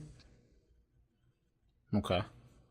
So I would say if I was to try and convince you to play a game, I would probably say that one. That game is kind of caught. There's a lot of people that have maligned it because it's not perfect with its controls and with how the engine works. So, one an assload of fans, and really, I wouldn't say it's just a little bit, but it needs to be re-released where they kind of polish it just a teensy bit. I think people would love it because I really enjoyed it. It's hard sometimes; it's really difficult at times, but it's a very interesting game. So if I was to pick a game off the top of my head to convince you to play, it would probably be that one because I want more people to play it anyway. Nice. Okay. Now, I'm going to go back to what I talked about before, and I'm going to say Fallout 3, right? Because a few things, and I think you would like Fallout 3 more than the other titles. I mean, you like Fallout 4 for the most part. Because I know one thing, Shawn, that you do, whether we like you to or not, is you explore, my dude. That's all you fucking do. You walk around, you look at stuff, you absorb information about the world, even in games where it doesn't fucking matter, like Warframe and shit like that, walking around into different rooms for no reason. You're privy to that. You also like stuff that's well written and is to the point where you can easily get immersed in the world kind of thing, right? So I think Fallout 3 would be a good option because out of all the Fallouts that exist, Fallout 4 does it the best with your issue with a character that's kind of an empty slate. But with Fallout 3, I think it's nice because since you are straight up a baby from the start and then you slowly grow as a kid, you are filling that gap. Unlike New Vegas, where you're just a courier, someone that's the story prior to what's going on in the game, you're really not privy to much of it, and you're just, oh, I'm here now. Where in Fallout 3, from the get-go, again, being birthed to a kid, to passing a test to leave the vault, to all that stuff, you are doing that. You are assuming that role, and I think it really does a good job of putting you in the character's footsteps in a way where it's something that you can easily immerse yourself in because from those years that you spend time, you are making those decisions, changing things up. There's a lot of character impact in Fallout 3 on how you build your character, to how you affect the world, to choices that you make in the world and how they affect the world. From people you save to things along like quest design's good, writing's good for the most part when it comes to quest design. And again, it's an expansive world that you can explore that has tales of despair to interesting dark comedy tales and stuff like that. And I think if you really took the time to sit down and just immerse yourself in the world, I think you'd get a lot out of it the way that you are as a person. And I think that goes out to anybody out there that likes the idea of uncovering a world that was handcrafted for you to uncover. I think Far Cry or Fallout does that in some of the best ways of games that we have today. And I just think it's fantastic how well Bethesda does with those games when it comes to having a world that's deep and immersive and things like that. So I would do that game because I fucking adore Fallout 3. It's really good. And as much as I love Fallout New Vegas for the things that they do with the quest design and the writing, I think you would be a little bit more privy to Fallout 3 just because of the way that the story starts and the way it puts you in the shoes of your character. So that's what I would say. And I know that you'll probably never play it just because there's no way to, really. Unless they do like a re-release at one point, which is what people have been asking Bethesda for forever. Give us a Fallout 3 or Fallout New Vegas remaster. Even to the point where people are taking the Fallout 4 engine and remaking games like New Vegas in Fallout 4's engine, which is interesting because I don't think that's necessarily what people want because people don't like Fallout 4 that much. But it's definitely interesting. But I would like you to play that because I adore those games. I adore that game. much more than I like Skyrim. I thought Skyrim was cool for what it was, but I'm not a fan. Something about like sword and magic, it just does not pull me as much as stuff like post-apocalyptic or other stuff. It's just something about it creates a disconnect. The same issue I have with Witcher 3. Like, I can see that it's a good game and it looks good, but I cannot bring myself to complete it because of the setting and the fact that you're halfway through a person's story, which kind of annoys me. I don't like the fact that I haven't played the others and they're nowhere near as good as 3 is. So I don't want to put myself through another 100 hours of gameplay just to play this game. So I just kind of push it to the side, and look at it from a distance, like, oh, hey, that's pretty cool. I'm glad people like that, but I'm not going to play it, kind of thing. So that's that. To me, I think fantasy settings are served better by well-crafted scripts, by a very scripted. I mean, you can have an open world, so to speak, but still make a linear story, or at least a well-written, wide encompassing epic linear story. They've done that in a lot of Final Fantasy games. So I think fantasy lends itself more towards, especially the farther you get from reality, I think the more important the story gets. Fallout's a lot closer to our world than Witcher is. I mean, Witcher's politics isn't, but the world itself is very fantastic and far-fetched. So I would tell you this much: if they ever made a game that was like super open world-ish, I don't know if you ever you've never played retro, and I mean really retro. Like we're talking like 93, 94 computer games, but computer games used to be extremely vast back when console games were not, and they were. If you were used to playing console games, you'd switch to a computer, and you weren't playing a point-and-click adventure. A lot of the role-playing games and adventure games on computers were very overwhelming. If you were going into a dungeon, you had to have a lamp, and the lamp had to have oil, and you had to have enough oil, and you had to feed your party, and all these tiny details you had to pay attention to. But also, those games tended to be 100-plus hour games, like Witcher and whatnot. But there was just... You could go anywhere. You could do any quest you wanted to. You could pick up any story you wanted to. And like Skyrim, it did have an overarching story and then 1,000,001 side stories.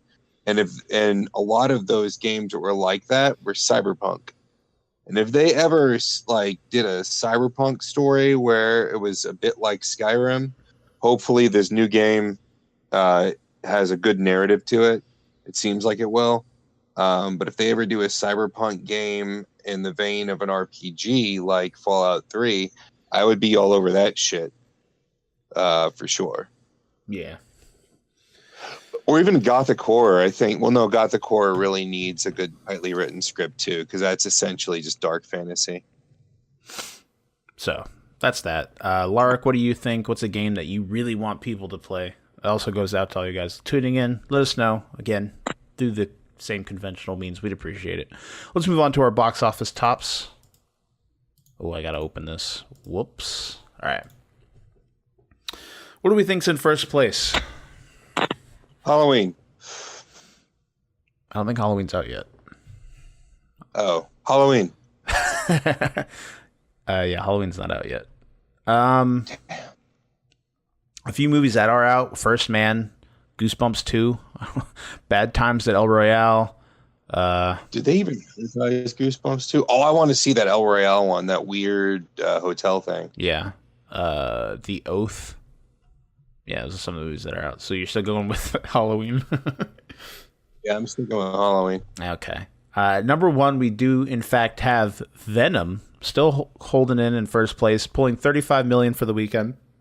Sitting at a total of $142 million. Actually, wait a second.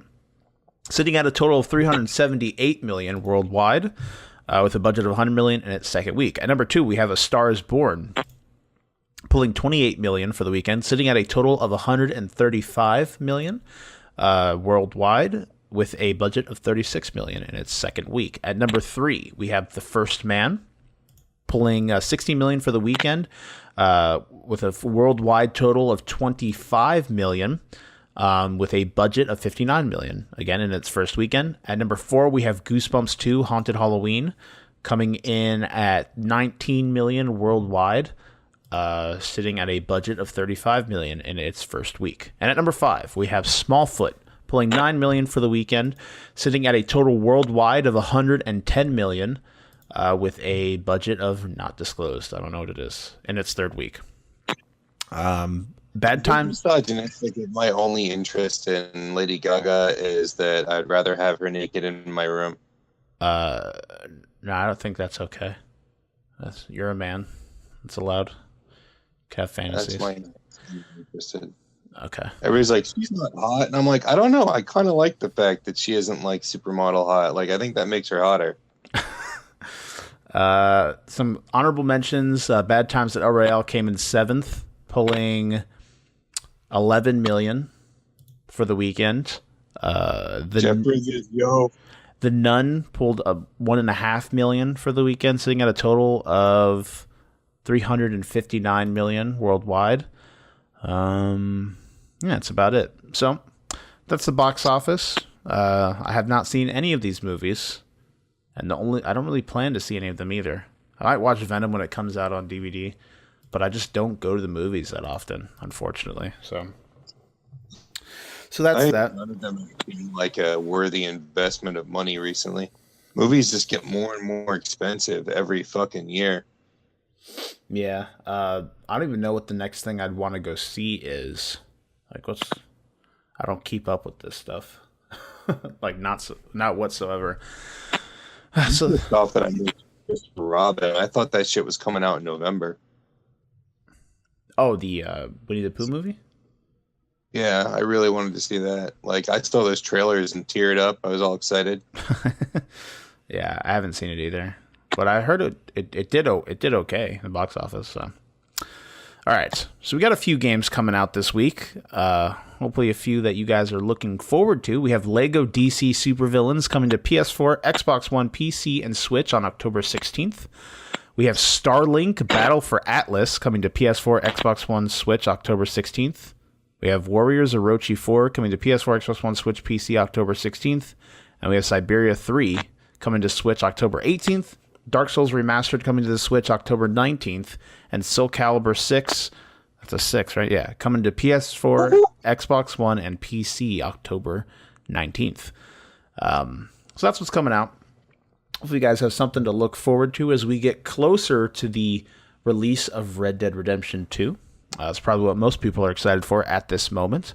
So definitely looking forward to that as we move closer to that time frame. Getting excited. I have to go to GameStop to pick that shit up, which is going to make me cry because I did that with Spider-Man and that was a fucking nightmare. So I'm not looking forward to doing that again. I'm looking forward to Soul Calibur, man. The last time I played a Soul Calibur game was Soul Calibur on Dreamcast. Damn. So I'm like really excited to get involved and do the adventure mode where they give you the storyline and the dialogue and all that cool shit, and then unlocking all the extra characters because Soul Calibur doesn't charge you for DLC like fucking Marvel versus Ascom.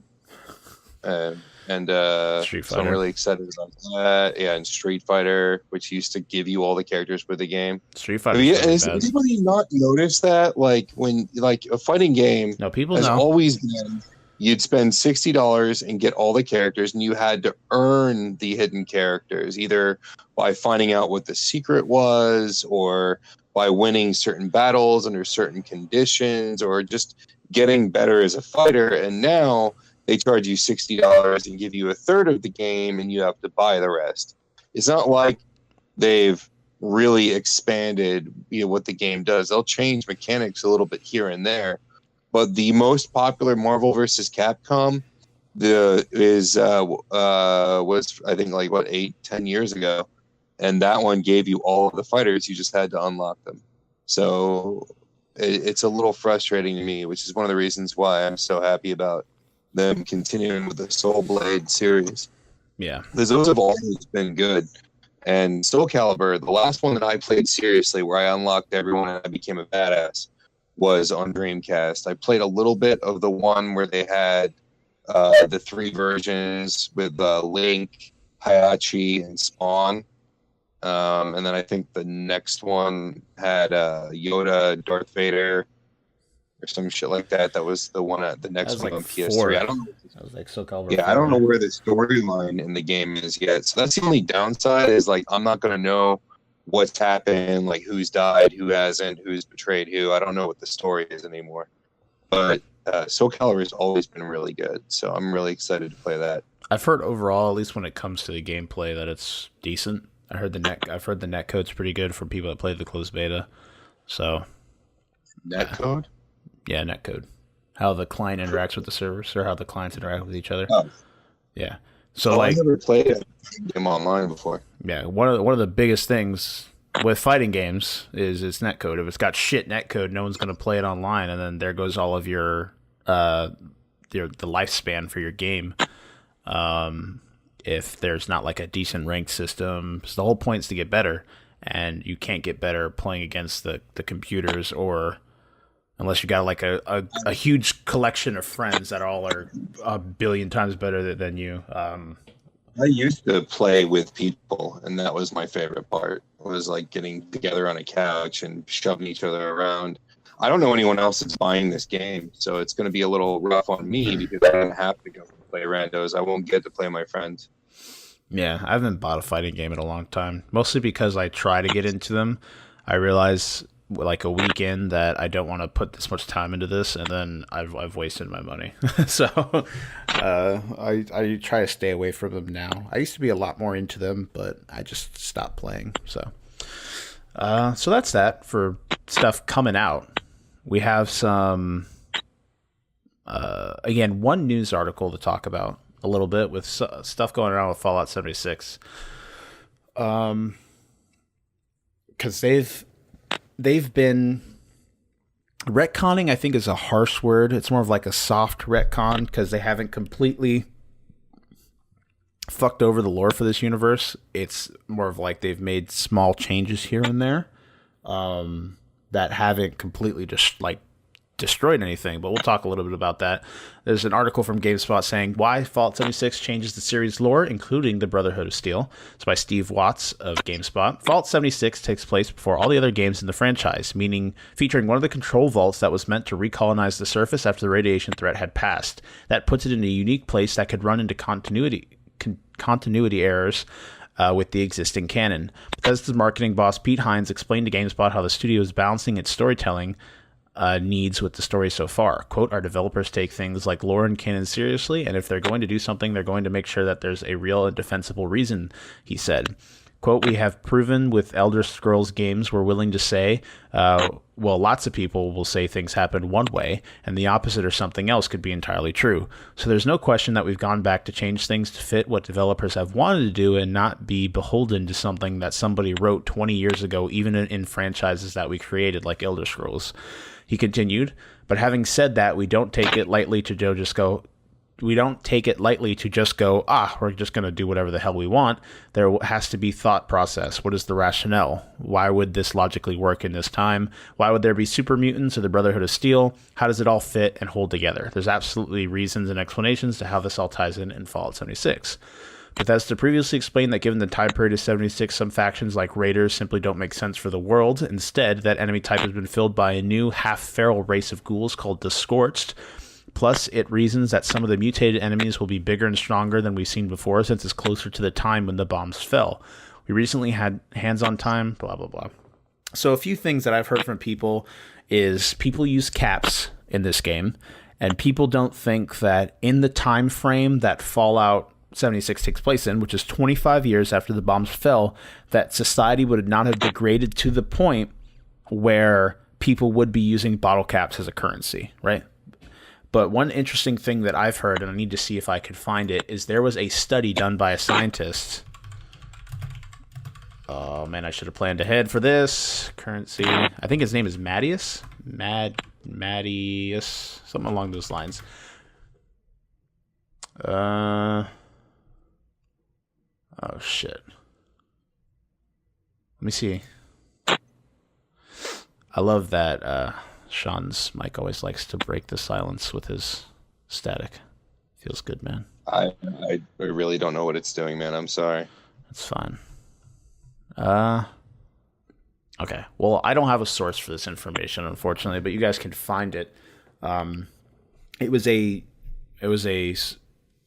from what I understand, it was a research topic done by a scientist. I think his name was Mattias or something along those lines. I don't know if this is, again, that in the time frame that Fallout happens, it's entirely possible for things like bottle caps to become currency, because of the fact that at that point in time, when society breaks down, obviously pre-war money would not be necessary because you don't have banks to back it up.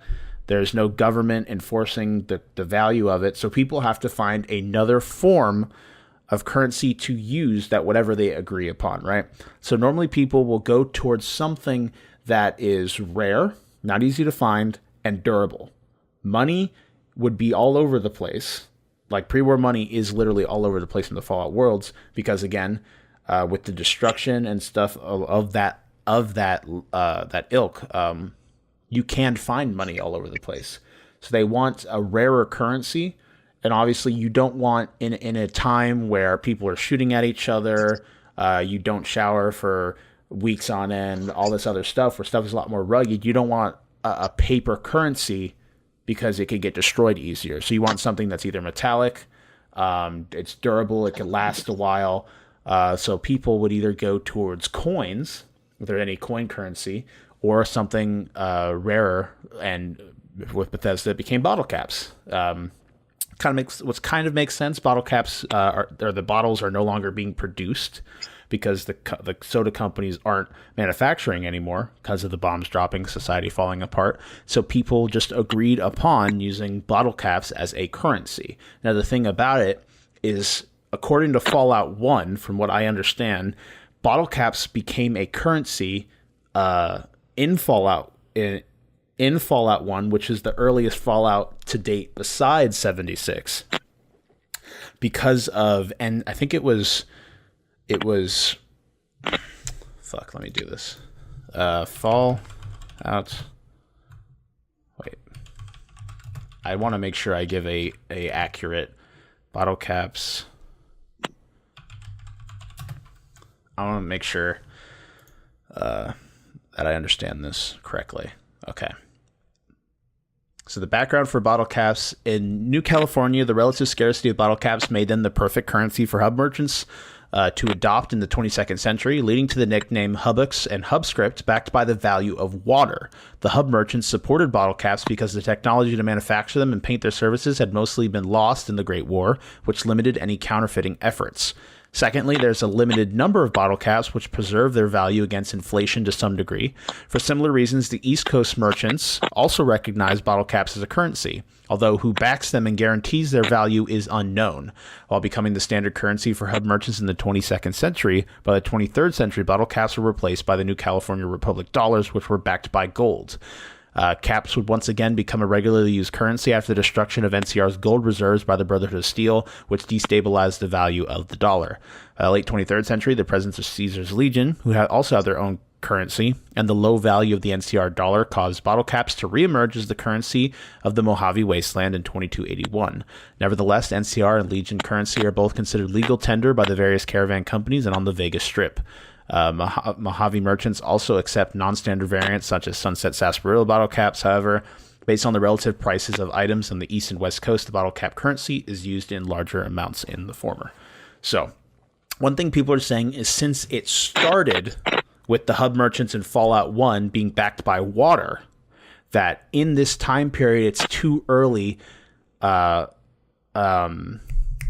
too early, and society hasn't degraded to a point where people would automatically go to bottle caps. The thing is with currencies like this and trading, the currency doesn't technically have to be backed by anything because it's just for trade for the most part. I mean, you're not buying houses with bottle caps for the most part. You're trading items. So if it's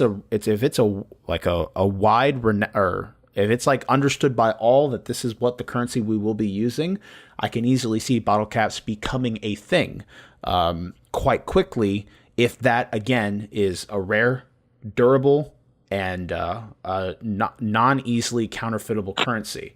Again, from what we read from the background, this is the Fallout Wiki, basically. So I can see it happening. and for when it comes to the Fallout mutants and there's the mutants and the Brotherhood, people are also saying the Brotherhood of Steel would not have been as together as they would be 25 years after the bombs dropped. They would not be to the point where they would actually be... Yeah, they wouldn't be as organized where they would be actually moving out into the country. The thing I've heard with so basically, they are retconning here, kind of, because I feel it more of as a softer retcon, because it's not like they're completely saying this didn't happen. It's more like they're adding in that this happened, but it was a little earlier, kind of thing. So all the other stuff, all the other lore still exists, and it's not being erased. They're not erasing any lore. They're just adding in that this happened a little bit earlier over here, because it's kind of a weird spot, because it's only 25 years after the bombs dropped. This is the earliest Fallout we have. So things like super mutants, who didn't come to play because of radiation, but came and play from the FEV, which is the forced evolution virus, which was, according to lore, experiments were being done pre-war for the FEV virus. So again, there are small things here and there. I can easily see what people will say, like, this is lazy, because they're just saying, oh, this kind of happened at one point, so of course there'd be mutants 25 years after the bombs dropped, because this kind of happened. I understand the heat there, especially if you're a diehard Fallout fan, and this is kind of messing with the lore a bit. There are a little bit of lore breaks here.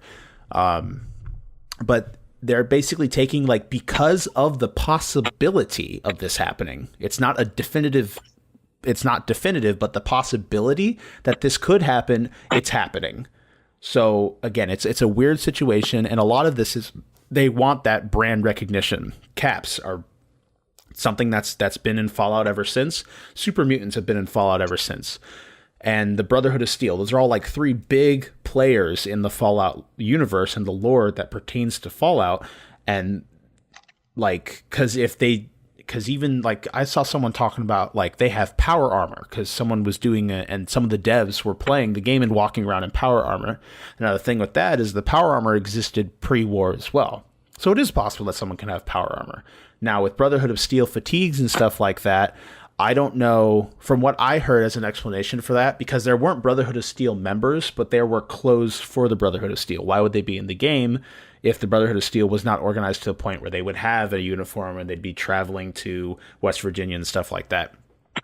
And a few things from what I've heard is, since it's the same engine that existed in Fallout 4, it's entirely possible that it shares assets from Fallout 4, and the developer's inventory just had some of those assets. It might not necessarily be something that's active in the game. It might be a cosmetic item that you can get, because they do have a cosmetic store where you can get stuff with the atom that you acquire in the game. And that could pertain to that, where you can dress up like Brotherhood of Steel, even though they don't particularly exist in the game, especially since there's no human NPCs. So again, I understand the issues here. I understand the anger, especially if you are a diehard Fallout fan. It makes sense. If it's something you love and they're kind of messing with the lore of it a bit, I can understand being angry about it. Now, my biggest thing with this is there's people that are going to YouTubers and attacking them because they've come back saying Fallout 76 isn't that bad of a game and stuff. And I'm like, if you don't like the game, don't buy it, obviously. But don't go to people that do enjoy the game or have an opinion on it that's somewhat positive and call them shills or attack them for their opinion, or just like don't do that shit. Like, what kind of person do you think you are, that because someone's attacked something that you love, that you have the right to go and call people that enjoy this change in a series that you like and attack them for enjoying that? Like, it's not your series. You kind of get what I'm saying? And to see people leave comments or just because they're mad that something like this has happened and go to the point where they attack other people that are enjoying what's going on, like, it's such a stupid thing to do, or a stupid thing to get mad about. Oh, I'm ranting and all I hear is static. This episode's going to be a mess. I love it. I don't know what's causing that issue either. But but again, I agree. I think these people are I think it's stupid to fuck. I mean, it's so easy to just change something. I think it's stupid to retcon something that's that revered. I think they're making a mistake, but I don't think anybody has the right to get fucking outraged over it. I think that's fucking ridiculous. Yeah. I don't know. It's weird, but it again, it's kind of like a thing where there's a possibility that this shit can happen. So let's just let it happen instead of giving us like a definitive reason why bottle caps are the currency. There's just like people tend to look for something that the bottle cap fits into when they're looking for something when society is destabilized as a currency. So it happens to end up being bottle caps because it fits into those criteria. Now, again, 25 years after the bombs dropped, would people be using bottle caps? We don't know. But there was something that, again, I can't find it, but I remember seeing a scientist that did a psychological evaluation, blah, blah, blah, and he determined that something along the lines of bottle caps could quite easily, if we are ever nuked and it becomes post-apocalyptic, bottle caps could quite easily be something like that. Or he also said because it's weird because we don't really have a lot of bottle caps, obviously, even today, at least not that many that I see. But they talk about stuff like that, like where society would go in case it destabilized, at least in the States. So it's interesting. Again, they are technically soft retcons. They're not telling you that what you love doesn't exist anymore. They're not pulling a Disney. They're not telling you all the stuff that you came to love and know, or know and love is gone. Like, fuck you, that's not canon anymore. They're not decanonizing anything. They're just adding in events that are a little bit earlier than what the other stuff would be, because there's a possibility that this can happen. They haven't decanonized anything. So I just think people are hating because it's there and it's possible, and they're afraid of the change that's coming. They don't want their series to turn into this online only blah blah blah, even though Bethesda said multiple times that this is not where the Fallout franchise is heading. This is a side project. So I don't know. I think nerds are being nerds, which you gotta stop doing that. You're not gonna get a girlfriend that way. And they just need to like sit down and calm down. If you don't like the game, don't buy it. Like, there's no one forcing you to buy this game.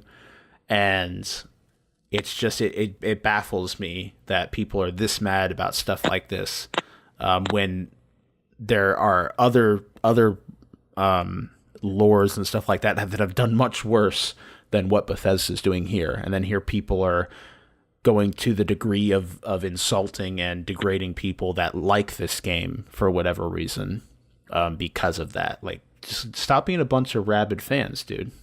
And that's all you have to do. Just don't buy the game. Talk with people, that's fine. But if you get to the point where you're purposely trying to degrade someone else for their opinion because they went out to an event that Bethesda paid them to go out to, I mean, if they like the game, they like the game, dude. I don't know what you want from me. Like, I don't know why you'd go out and make it your mission to make someone feel like shit because they like something.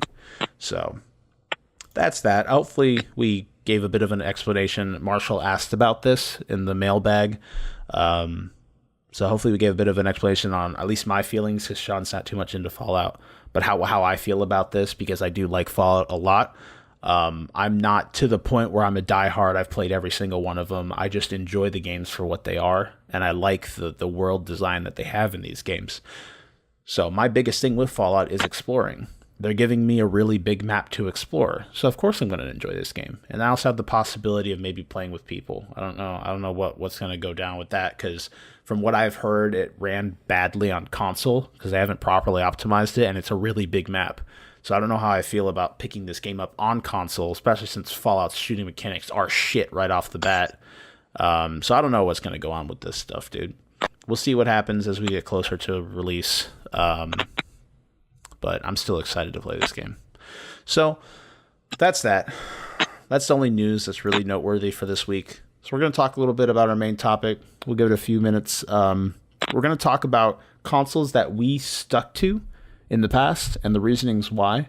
I didn't play anywhere near as many games as Shawn did when I was younger, so I think I'll go ahead and go first, give it a basic idea, reasonings why and stuff like that, and then I'll go into Shawn, and then we'll probably call it after that.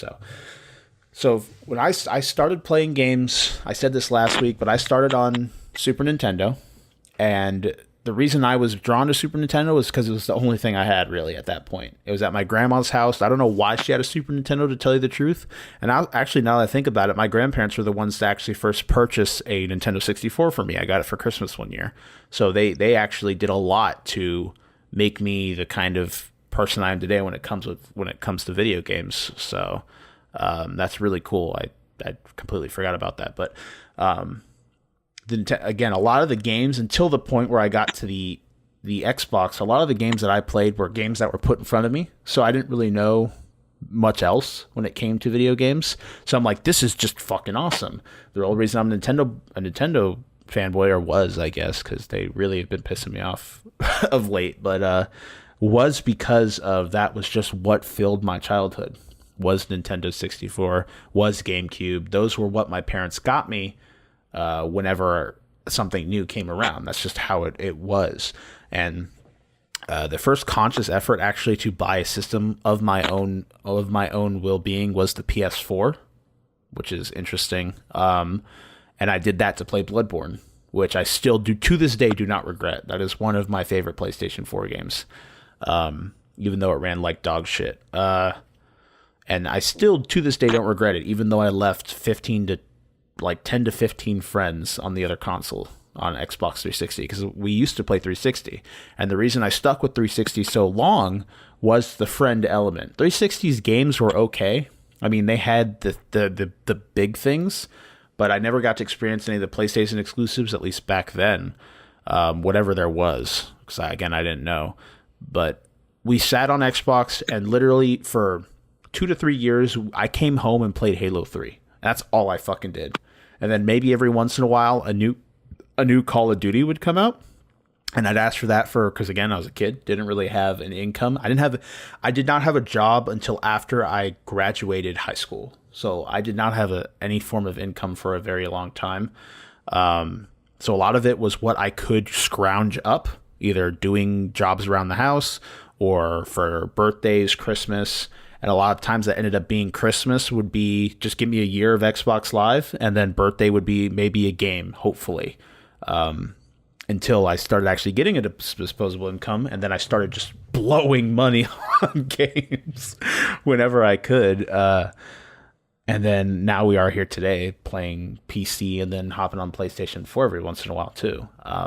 And again, I love everything when it comes to games now. Like, I love this generation that we're currently in with all the games that we have. It is a great time to play video games. So we are getting some of the best experiences for this medium. And I can't wait to see what comes next moving forward. Because you can only go up, but you just never know how you can get there. So again, early Nintendo was mostly because I grew up with it, so I stuck to it. I loved Mario. I don't know why that little Italian plumber piece of shit, I loved him so much. Is he still Italian? Didn't Nintendo remove that? Is he not Italian anymore? Or is he not a plumber anymore? No, they ditched the plumber part, but fuck that, he's a plumber. He's a plumber. He's a plumber. If he's not a plumber, then why is he going through pipes, Nintendo, you piece of shit? So a lot of it was that. I loved Mario. I loved the look of Mario. Now, I did have a PlayStation for a bit, and I really enjoyed the Jack and Daxter games. Like, I fucking adored those games with a passion. And I did play a Ratchet and Clank game on the PSP. But a lot of it was I stuck with the GameCube for quite some time. And it was just whatever Nintendo shelled out, I'd pick up.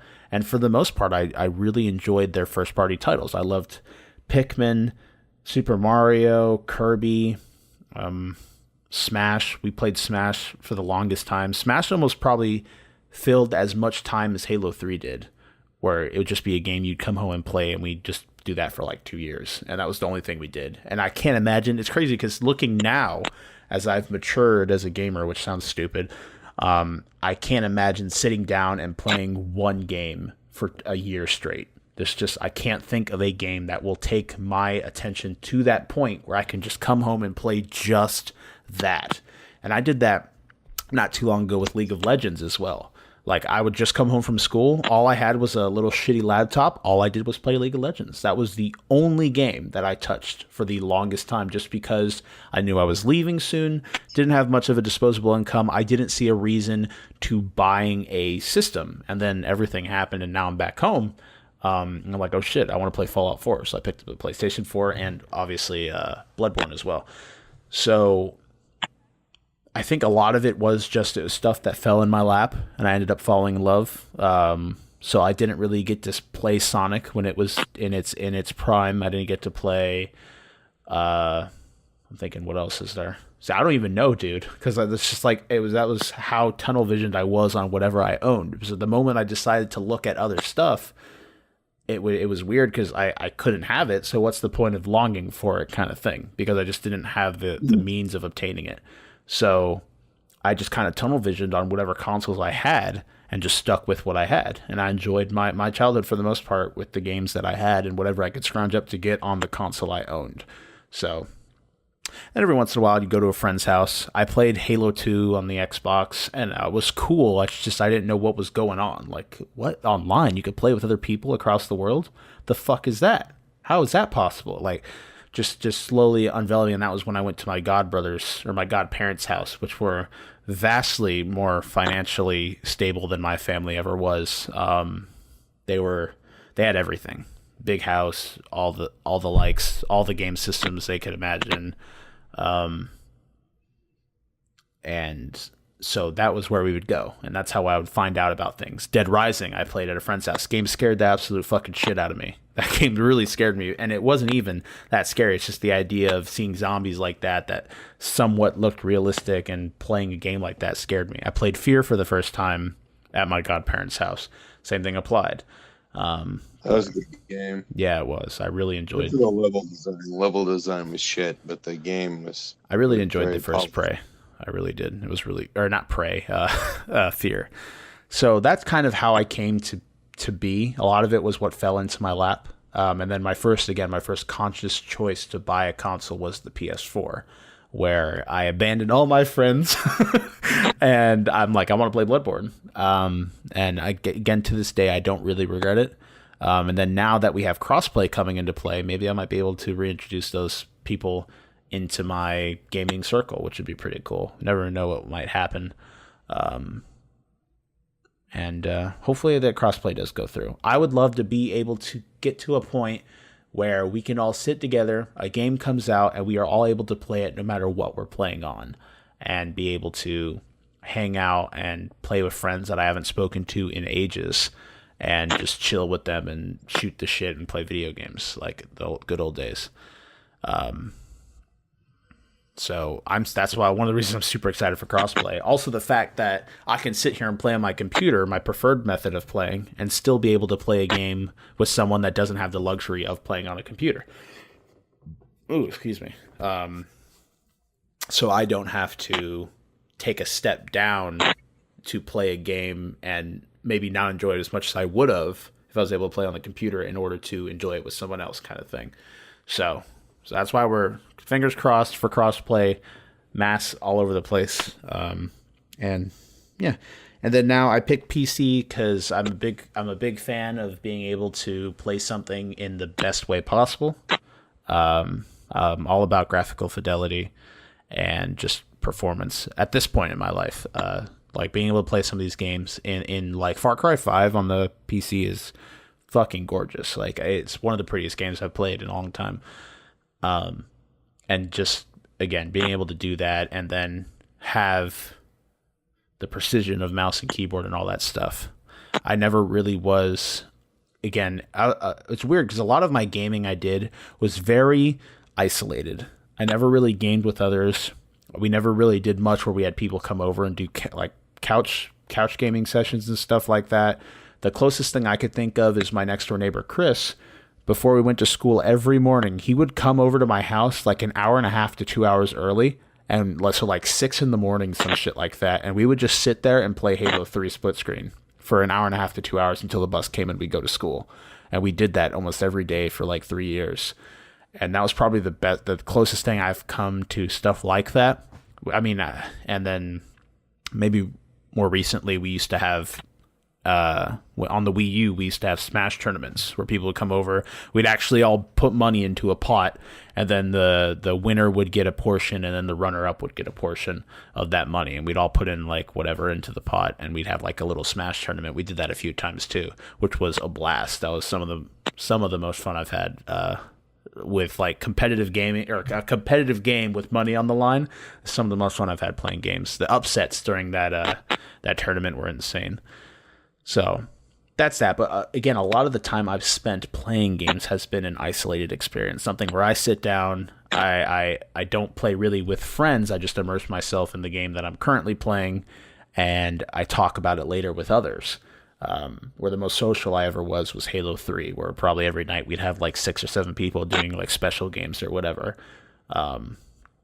Where to now I'm more of like, I rather have like a really good narrative driven single player game that I could sit down and immerse myself in, compared to a cooperative game that I could play with others, kind of thing. So I think I have, it's just the changes that I felt towards games as I've played them and enjoyed them and stuff like that.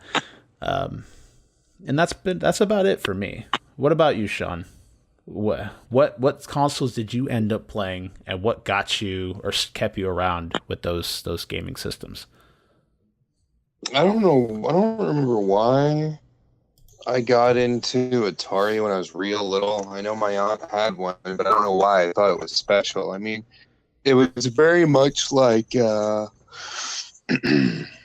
I was a kid, they had, I mean, video games have been around for a while in a much more rudimentary form, and they had these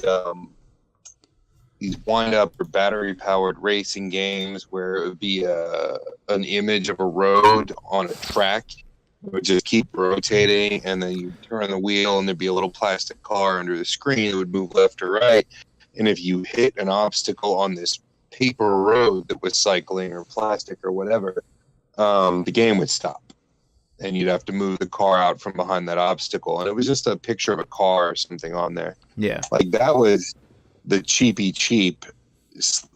quote, video game, quote, experience that you would see at a lot of people's houses. That never impressed me. Like, I would pick it up. I would do it for about 10 seconds. I'd put it down. I'd be like, this is garbage. And I remember, I haven't seen my father since I was about 6 or 7, but I remember he had a Pong system. And I thought that shit was neat. Not overly entertaining for long periods of time, but it was neat-ish. I didn't have my mind blown until I was old enough to start playing in arcades, and my mom would give me quarters. And I think that's why I thought the Atari was so neat, because the Atari was light years behind the arcade, but it still gave you this cool video game experience, and video games were just fun. And it passed the time for the same reason that any of those old shallow video games would work. Like, it was just the challenge. It was you trying to get more points and see how far you could go in the game. That's all video games gave you. There was no story feedback. You didn't have heroic characters. You didn't care about what was happening. You just cared about kicking ass and getting a higher score. So Nintendo was the first real system that I fell in love with. Like, Atari just fed my gaming fix, but Nintendo started creating games that would tell stories. Remember, let me rephrase. They created a system where a platform on which people could tell you stories. And even then, if you play the original Dragon Quest, or over here it was called Dragon Warrior, or you play the first Final Fantasy, and those games don't have the deepest stories. Like Dragon Warrior, essentially it's, oh god, there's a Dragon Lord or whatever, and he's a bad guy, and he's down in this lower area, and we got to stop him because he's bad. And you're the hero, go do that. And you do like a handful of dungeons, you spend a lot of time grinding, you stop the Dragon Lord, and it's over. That's about as complex as the story gets. The NPCs, even if they have names, don't matter. There's no drama. There's no real anything except there's a wizard. You have to stop them. And it's one guy. You don't have a party. It's very, very thin. The first Final Fantasy, you've got a party, but they don't have much in the way of personality. You know, they ride into town. They all have a crystal. They're destined to fight the bad guy. Go fight the bad guy. And that's what you do. And on the way, you rescue a few towns from vampires and such. But the plot, again, is extremely, extremely thin. But it didn't stay that way. By the time Dragon Warrior 3 had rolled around and some of the other RPGs that were on Nintendo, you had a lot more detailed stories. You had senses of humor in there. You had a ton of different things you could do. So the expansion on the narrative process of games is really what made me fall in love with RPGs on the Nintendo, and the depth of gameplay styles that you could find on the Nintendo made me love it too. So I had platformers, I had RPGs, I had shooters, you know, Gradius and Life Force. I had all these really fun games, and you could play all these different style of games. But for the most part, it was a 2D machine, you know, or a side-scrolling machine. Zelda was fun. There was this game called Crystallis, which to date is one of the best games you could play on any system. Even though the story's fairly thin, it's a massive map. It was one of the largest games on the Nintendo. But that was why I attached to it. That was really like if Atari took my virginity away, you know, like if, you know, that was like a kind of okay girl that I spent a night with, and I was like, yeah, I had sex. It wasn't best sex ever, but fuck yeah, sex. And then your next girlfriend is actually fucking gorgeous, and you're in love with her, and everything's fucking amazing, and you guys bang all the time. That was my NES. So when the Super Nintendo came out, I dumped my ex-girlfriend almost immediately, and dove directly into the new chick as soon as I could. The thing is with the Nintendo, there was a lot of anticipation because, as you're familiar, I don't come from a family that's familiar with having money. Mm-hmm. So I dreamed of having a Nintendo for a long time, and I don't know if I told this story before, but Nintendo Power did a special where if you subscribed to Nintendo Power for a year, they sent you a video game. And the video game was Dragon Warrior. That was my very first Nintendo game. And I had that game for like a year before I got a Nintendo. So like I ordered Nintendo Power, and I read this magazine for a year before I could even play any games. Like it was like a fantasy, and I would eye rape all of the pictures and the graphics and the stories and the comics and everything they put in this magazine. I would just absorb it. I sponged it up. And eventually they sent me my Dragon Warrior game, and it came in this puffy envelope with 2 posters and the box and then a letter of congratulations for getting the game. And I can't even tell you how many times I pulled that puffy envelope out. I pulled out my Nintendo box. I looked at the box artwork. I'd open up. I'd smell the cartridge. I'd look at those 2 posters, because it came with a poster with like some maps and shit for the first game, and then it also came with one for Dragon Warrior 2, which had just come out. And I opened and closed everything, booklet, everything with that was in there. That by the time I actually got my Nintendo, those maps were about to fall apart at the seams. Like I had looked at them so many times. So when I got my Nintendo, it came with Mario and Duck Hunt. I was super excited to finally be able to play Mario. Nobody gives a shit about Duck Hunt. And I played the shit out of Mario, but I extra played the shit out of Dragon Warrior. And that was, since being is that my first game that I got to play on my first system, because I think I got a Nintendo as a Christmas present. And then every year I would get like a game for my birthday or for Christmas, sometimes 2 games, sometimes 3 if they got them on sale. And then I would take my allowance and I would hit KB toy stores, because that was like the only store ever that was constantly selling games for cheap. And I would buy games from KB. Occasionally I'd buy a game from like another store. A lot of times it was from the mall because back then not everywhere sold games. Anyway, so I had to wait so long to buy the Nintendo that when they started advertising the Super Nintendo, I made sure to start early with my mom to start showing her pictures I saw. Because I got my Nintendo, I shit you not, like a year before the SNES came out. Like, that's how long I had to wait. It would have been a year and a half or 2 years. I don't remember. But the last issue of Nintendo Power that I got was one that was showing pictures of Super Mario World, right? That was one with Yoshi. Yeah. Yeah, with dinos and shit. Yeah. It was just starting to show, like, they showed a picture of Bullet Bill, like the giant one from the first island. Mm-hmm. And I was like, I remember saying this exact line, which you can laugh at now, but I was like, look at the graphics! Like, because it was just such a massive change from the old vanilla Nintendo. Yeah. And I was so psyched. And I had to wait a year or two after Super Nintendo came out to finally get one for, like, Christmas. And the moment I did, like, by that time, my Nintendo had already started to fall apart. So, I mean, it wasn't that it was old, it was that I played it so much. Yeah. I rented games constantly, and I always beat so many fucking Nintendo games, it's ridiculous. I bought every Nintendo game I could get my hands on. So when the Super Nintendo rolled around, it was NES, but better in every way. And you could not convince me that a Sega or a TurboGrafx were better machines. It was impossible.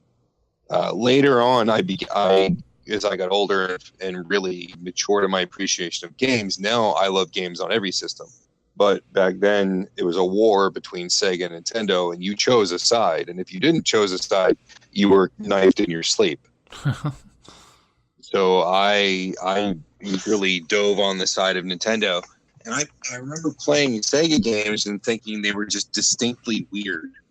And it gets even weirder when you venture into even more Japanese systems like the TurboGrafx. But I remember playing like Alex Kidd and shit like that. And the games just had a certain aesthetic. It was fucking bizarre.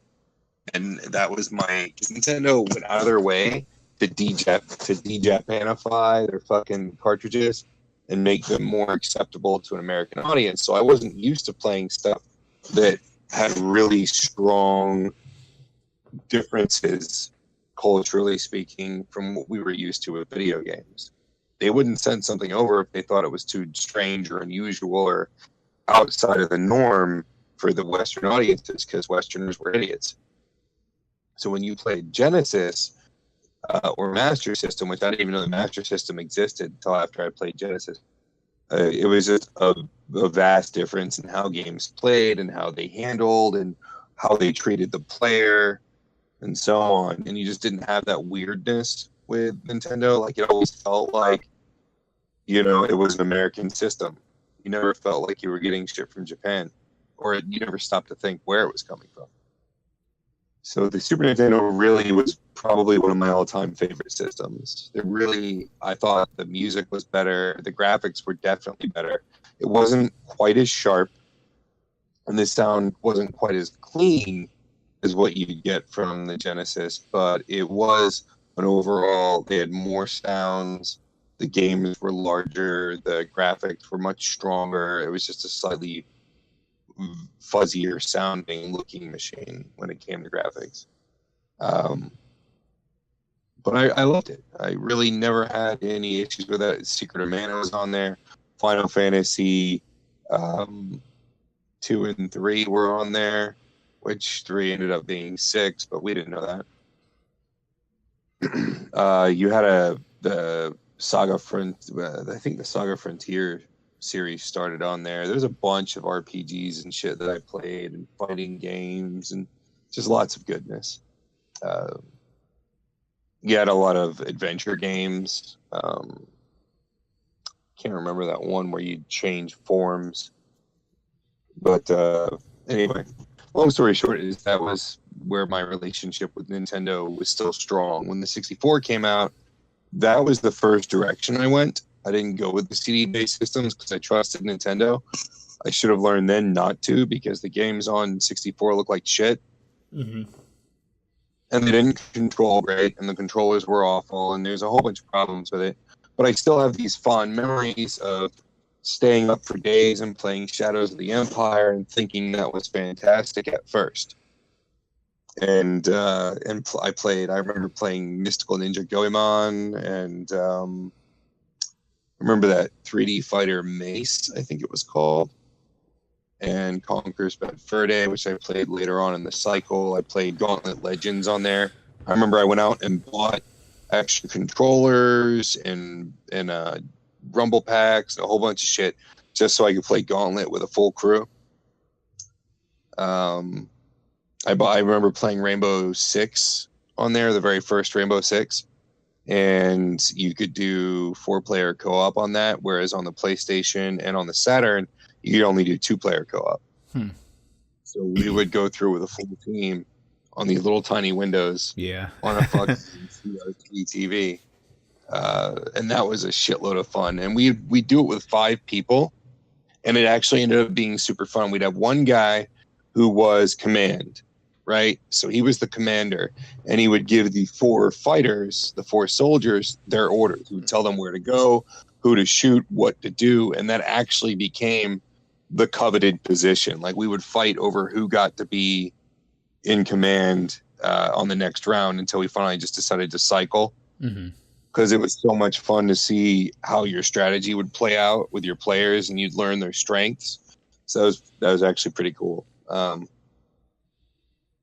I was really disappointed with the draw distance. I was disappointed with the memory limitations, how bad some things sounded, how bad they looked.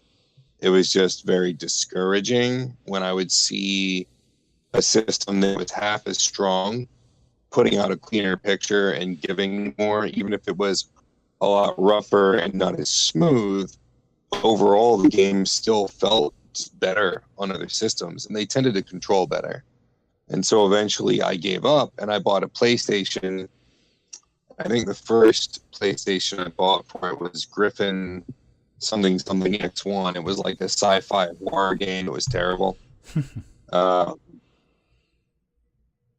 had this big story that they spent all this time making for it that didn't really make it into most of the game. There's a ton of text everywhere. If you want, it was just not good. It was ugly and clunky, and all the hallways looked the same. But I think the PlayStation was probably my next Super Nintendo. The PS1 just had so many good RPGs on it. It had so many good platformers and action games. I could not have been happier. I played a bunch of really great fighting games on there. I played a bunch of really great, like Trap Gunner was on there. There's a lot of series now that you enjoy that started there. You know, a lot of long-standing series that started on the PlayStation 1. And then the PlayStation 2. Now, let me rephrase. The PlayStation was like my new Nintendo. The PlayStation 2 was my new Super Nintendo. The PlayStation 2 probably had, if I remember correctly, had the longest lifespan out of any console. Yeah, like it lasted a long It's like 8 time. or 9 years, right? Or some shit? Yeah, I think it was 7. I think it was 7 years before the PS3 came out. I don't It might have been 8. We looked it up before, but it was like a year and a half ago when you and I dug all this information up when the systems came out and the time between. We had this whole conversation where we just went like nerd searchy for some reason. Because from between when the PlayStation 2 and the PlayStation 3... It was close to 7 years, but it was 6. It was March of 2000 to November of 2006. And they supported it for like another 4 years with RPGs. Like, it was still the go-to JRPG system.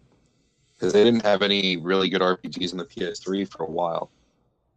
The PS3, like, I don't know, the PS2 and the Super Nintendo are probably my 2 favorite systems. Near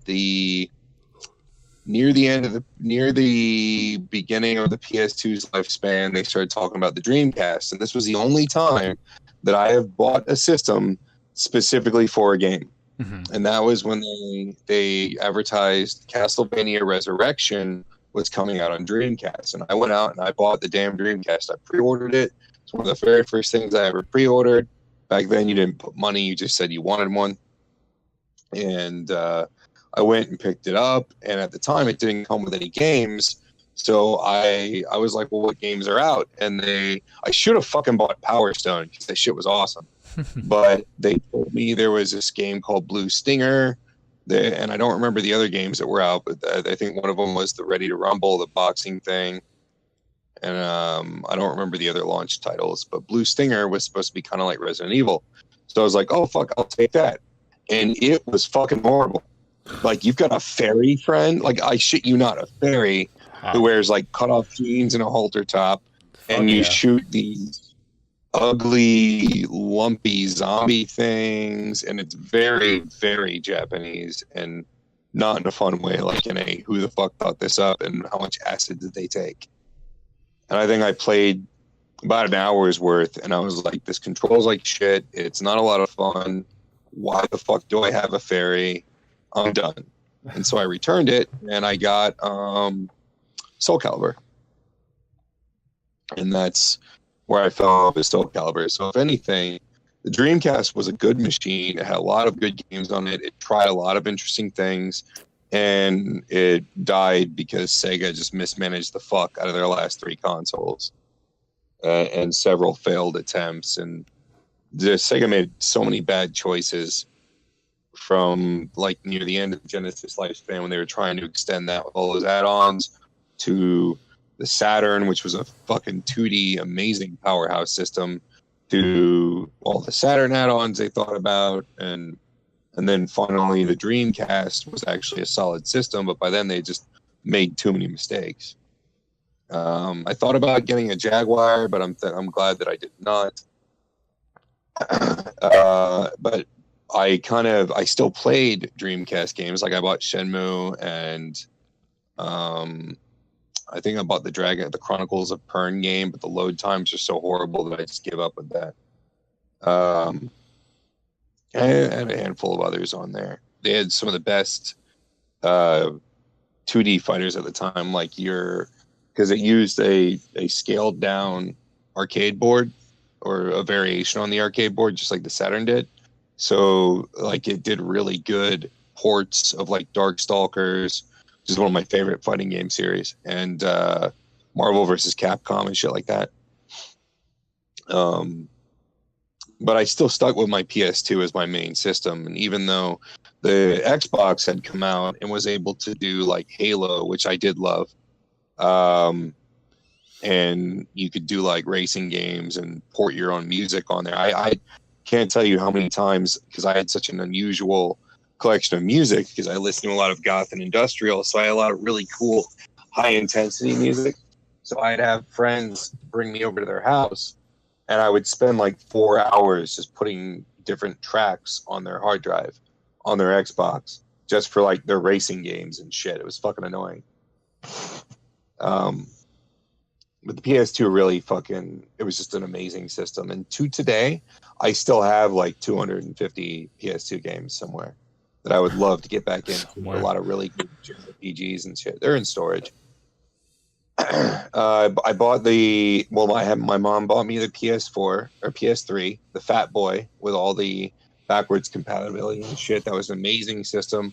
It was a good amount stronger than the Xbox 360. It was the first time I remember being a little disappointed with Sony, because now I'm not. Now I think they made the right move. It's just the industry wasn't ready for it.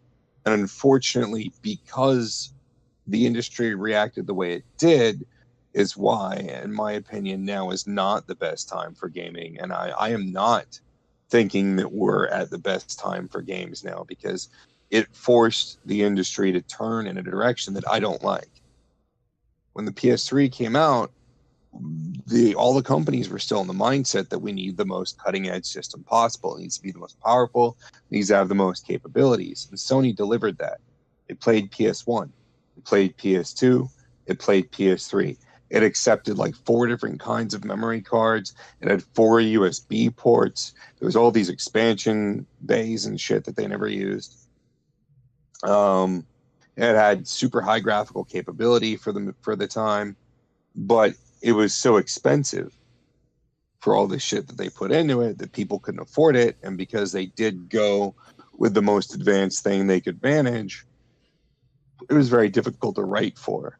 Where while Xbox went with the cheapest available parts possible and was very easy to write for.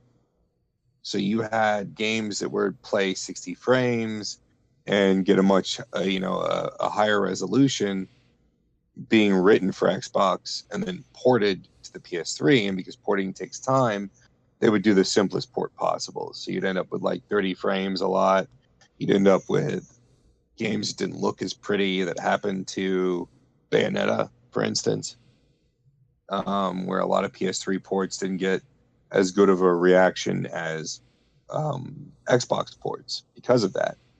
But then they brought out Final Fantasy 13, and if you did side-by-side comparisons of the two games, like 13 looked a fair amount better on a PS3 than it did for an Xbox because it was written for the PS3. It was that's the way it was made, and the PS3 had been long enough in the tooth at the time. They knew really how to push the hardware, but you didn't have the hardware taken full advantage of until The Last of Us, and then you could really see what it could do. And the Xbox just couldn't come close to that. Like, it was impressive. But at that time, they had already cut out all of the features that I loved about the machine to make it more affordable. And when the next generation came around with the PS4 and the Xbox One, instead of doing what they had always done, which was trying to push the envelope, instead they decided to go middle of the road that was easy to develop for. And that's when I felt like that was the beginning of the death of the console, was because of what happened to Sony. Like, the entire industry looked at that and learned from it. So the last console that I loved would have been my PS3. I like my PS4, and I don't like PC gaming very much, although I do like the plethora of games on there, and I do like the adaptability and that kind of stuff I like very much. But I don't like using it as I don't like the idea of PC gaming being my primary mode of gaming. I like the plug-and-playness of a PS3, a PS4, a PS5. I like using controllers. I don't like keyboards. I don't like mice. So that's really my relationship. I did have a GameCube. It was a Christmas gift by a friend. It was buy one, get one free. So he bought a GameCube, gave me one.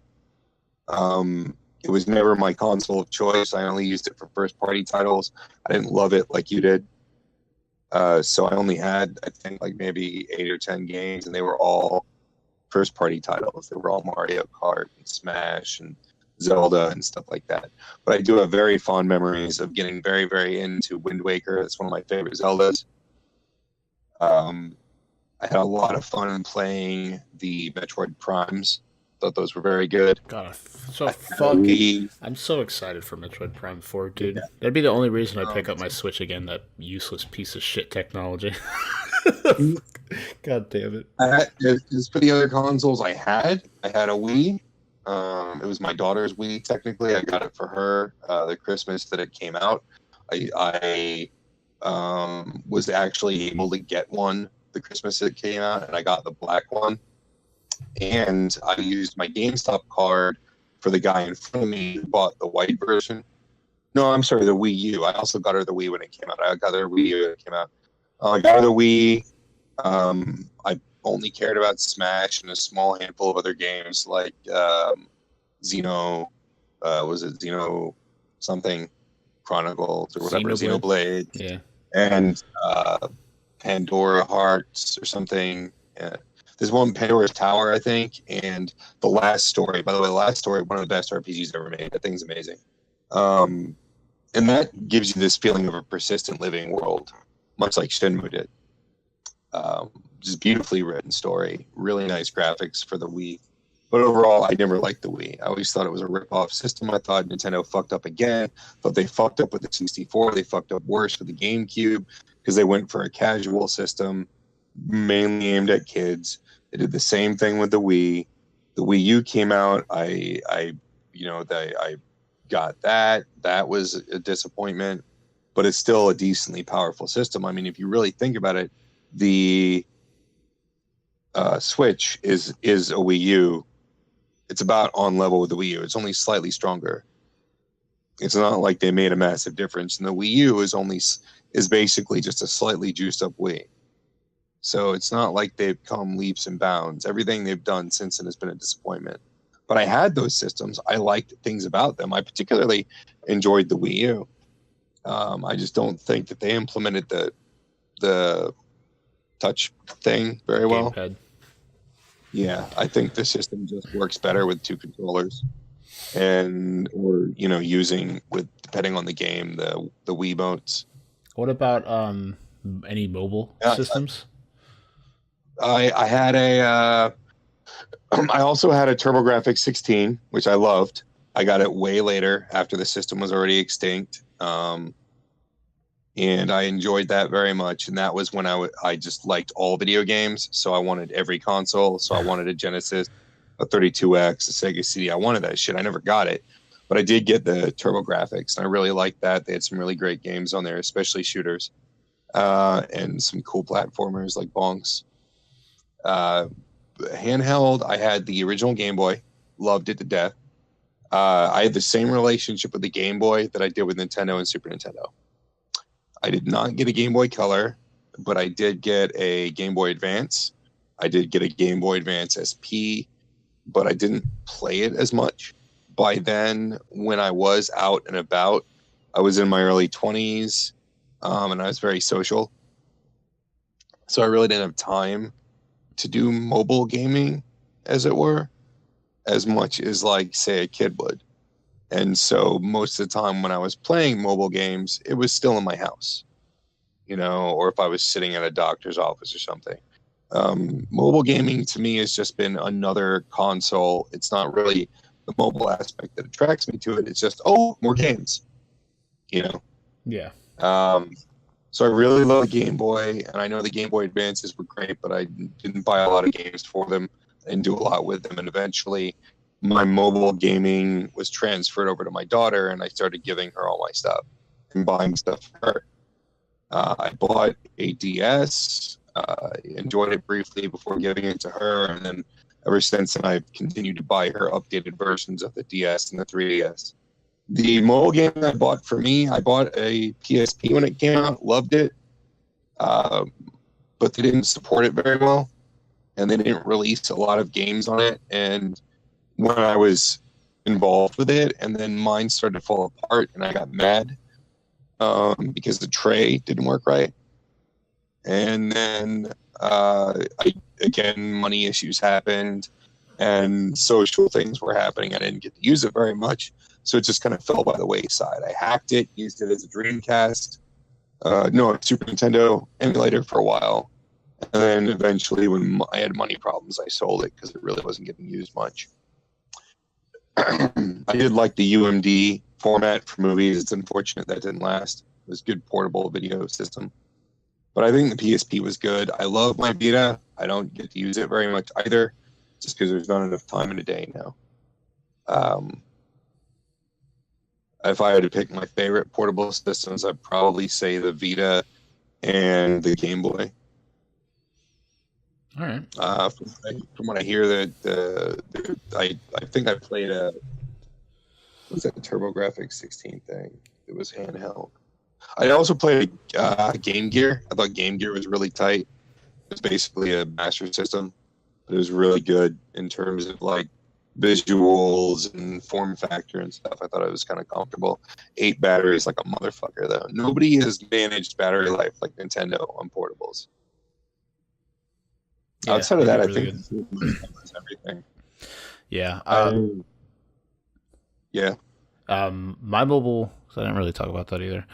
I had a Game Boy, the original Game Boy, mostly for Pokemon back then. I didn't really do much with it. I kind of delved out into other games a lot when the Game Boy Advance came out and the SP.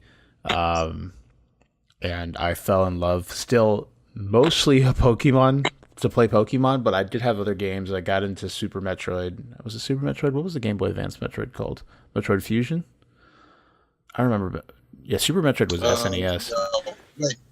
Yeah, Fusion was on Game Boy. Yeah, Fusion was a great game. I fell in love with the Mega Man Battle Network series. Still to this day, some of my favorite Mega Man games I've ever played. And then eventually I moved over to DS. Really liked the DS for what it was. I enjoyed the original DS. Most of my mobile gaming was Pokemon. Every year Pokemon came out, I picked up Pokemon, loved it to death, and just played the fuck out of Pokemon all the time. And it was mostly Pokemon. And then today I have the Switch, if you technically count that as a mobile game. I don't really use that much. But I'm excited for Pokemon. So I guess things don't really change. But a lot of... I used to, like, I carried my Game Boy SP and my Game Boy Advance. I carried that shit everywhere. When I had those went with me everywhere because it was easy to take them everywhere. You could shove it in your pocket. Same thing with the 3DS or the DS. Shove that shit in your pocket and you take it, you're good to go. And you have something to do on the go. Long car trips, plane rides, whatever. You had something to do when you weren't home. And I thought they were fantastic and super awesome systems. So I was really big into mobile gaming, especially when like you'd be at school and like lunchtime everyone would pull out DS. We always had that one kid with the busted up fucked up link cable, and you'd have Pokemon battles and everyone would test out different like builds and shit like that of people like, oh yo, I found this awesome thing I could do with this Pokemon, and everyone would just beat the shit out of each other for the hour that we had of lunch or whatever. And enjoyed that a lot. And I think PSP was when they started introducing like wireless multiplayer, right? Did they have a Bluetooth thing in the PSP? I'm pretty sure they did. Yeah. So I remember playing the Worms games, like Worms Armageddon and shit like that. Also the early Naruto fighting games. I remember playing those like at recess where we'd have a bunch of kids sitting all around each other with our PSPs, just going ham in Naruto or whatever the fuck that we were doing. So definitely enjoyed the time spent there, but that was because mobile gaming was like really big when I was still in school, so I was able to like fully utilize it. Even to the point where afterwards, where I got like an iPod, I still put like emulators and shit on that bitch so I could play games that were older at school still. Definitely good times. I enjoyed them quite a bit, so that's good. That would probably wrap it up. You have anything else you want to add, Shawn? No, I think I pretty much said it all. Okay. That was episode 70 of the Thought Patrol podcast. I do apologize for the audio fidelity. I don't even know what we could do to fix that at this point. We'll have to brainstorm before next week's episode. Shawn. Yo. We're doing something. We forgot to talk about it last week, but in order to alleviate that, we're going to change the quantity of what we do. So... we want to do, like we do with Christmas, we want to do a Halloween movie-a-thon. So we're going to announce that this week. We're going to have 2 movies. So if you guys want to participate, we're going to watch 2 movies this week. We'll come back. Oh, yeah. We will come back next week, and we will do our review corner about those 2 movies. I'm going to make a little special sound bite for Halloween. So we're going to do 2 a week until October's over? Until October's over. So, yeah, that's fair. I can work with that. That's easy. Yeah. So I just kind of dropped it on you. I know you already gave me one, Shawn. You had one movie you wanted us to watch. And then just think of one other that we could all watch. And then find out how to watch that movie, whatever way suits you. I don't care if you legally stream it, whatever happens. And then when we come back next week, we'll discuss the movie, what we thought, give it a rating, kind of get into the spooky atmosphere. I can give you an ass load of horror movies, so that's not hard at all. Okay, so give us 2 for the first week, right. Even though we're halfway through the fucking month. We're lazy here. For the first week of the Thought Patrol Spookathon, or I don't know, I'll come up with the name for it by next week. What's the first 2 movies we're gonna watch this week, Shawn? Let me make sure I've got this name right before I fucking throw it out there. One of the movies is going to be In the Mouth of Madness. with Sam Neill. Okay. And the other will be, give me 2 seconds. I believe it's just I Am a Hero.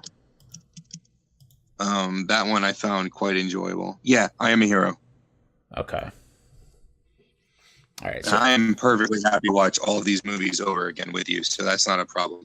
okay. I believe, if I'm not mistaken, I Am a Hero. I mean, obviously we can't suggest you watch things illegally, but I believe it was on Netflix. I do not know if it is still on Netflix, but by the time this podcast goes out, Kyle will put in the description the legal sources that we can find for these movies. Yeah. Also, not gonna lie, when we were doing the Christmas one, YouTube movies is pretty good about the amount of movies they have, like surprisingly so. Like you could just search the movie and they have a lot of movies on their service. Now you do have to pay for that, unfortunately, so that's entirely up to you. Again, I'm not going to endorse you doing something illegally, but if that's what you have to do in order to watch it, I don't give a shit, to be honest. We got no police following us, so it's up to you guys. Go on Google and type the movie name and then type streaming online. Google will normally give you a little rundown on what services it streams on. Yeah. So that's what we're doing. So we're In the Mouth of Madness and I Am a Hero, right? I'm a Hero? Yeah. Okay. I'm a Hero. So we'll come back next week. We're going to talk about those movies in the review section. Again, I'll make a soundbite, put you in the Halloween spooky spirit, and we'll go from there. We're going to do that for the rest of the month. Since we were supposed to do one a week from the start of the month, we'll just do 2 a week until the month is over, since we're halfway through. That should fix everything up. So even if you guys only watch one, you watch one, you watch both, whatever you want to do, just to keep up with what's going on around here. We'd love to hear your guys' opinions on the films when you do watch them. Hit us up in Discord, YouTube comment sections, whatever, and let us know what you thought of the movies. So, I'm a Hero is not on. We'll figure it out. We'll figure it out. It'll be in the description below. We'll let you guys know how to find those films, and we'll go from there. So, that was episode 70 of the Thought Patrol podcast. We hope you're able to participate with these movies. I think it'll be fun. We have a community-wide movie watching shit, or whatever. It'll be cool. Shawn, what you got? Hugs and kisses and all your pink parts. Hell yeah, dude. And before we go, I shall leave you all with a thought. Almonds are members of the peach family.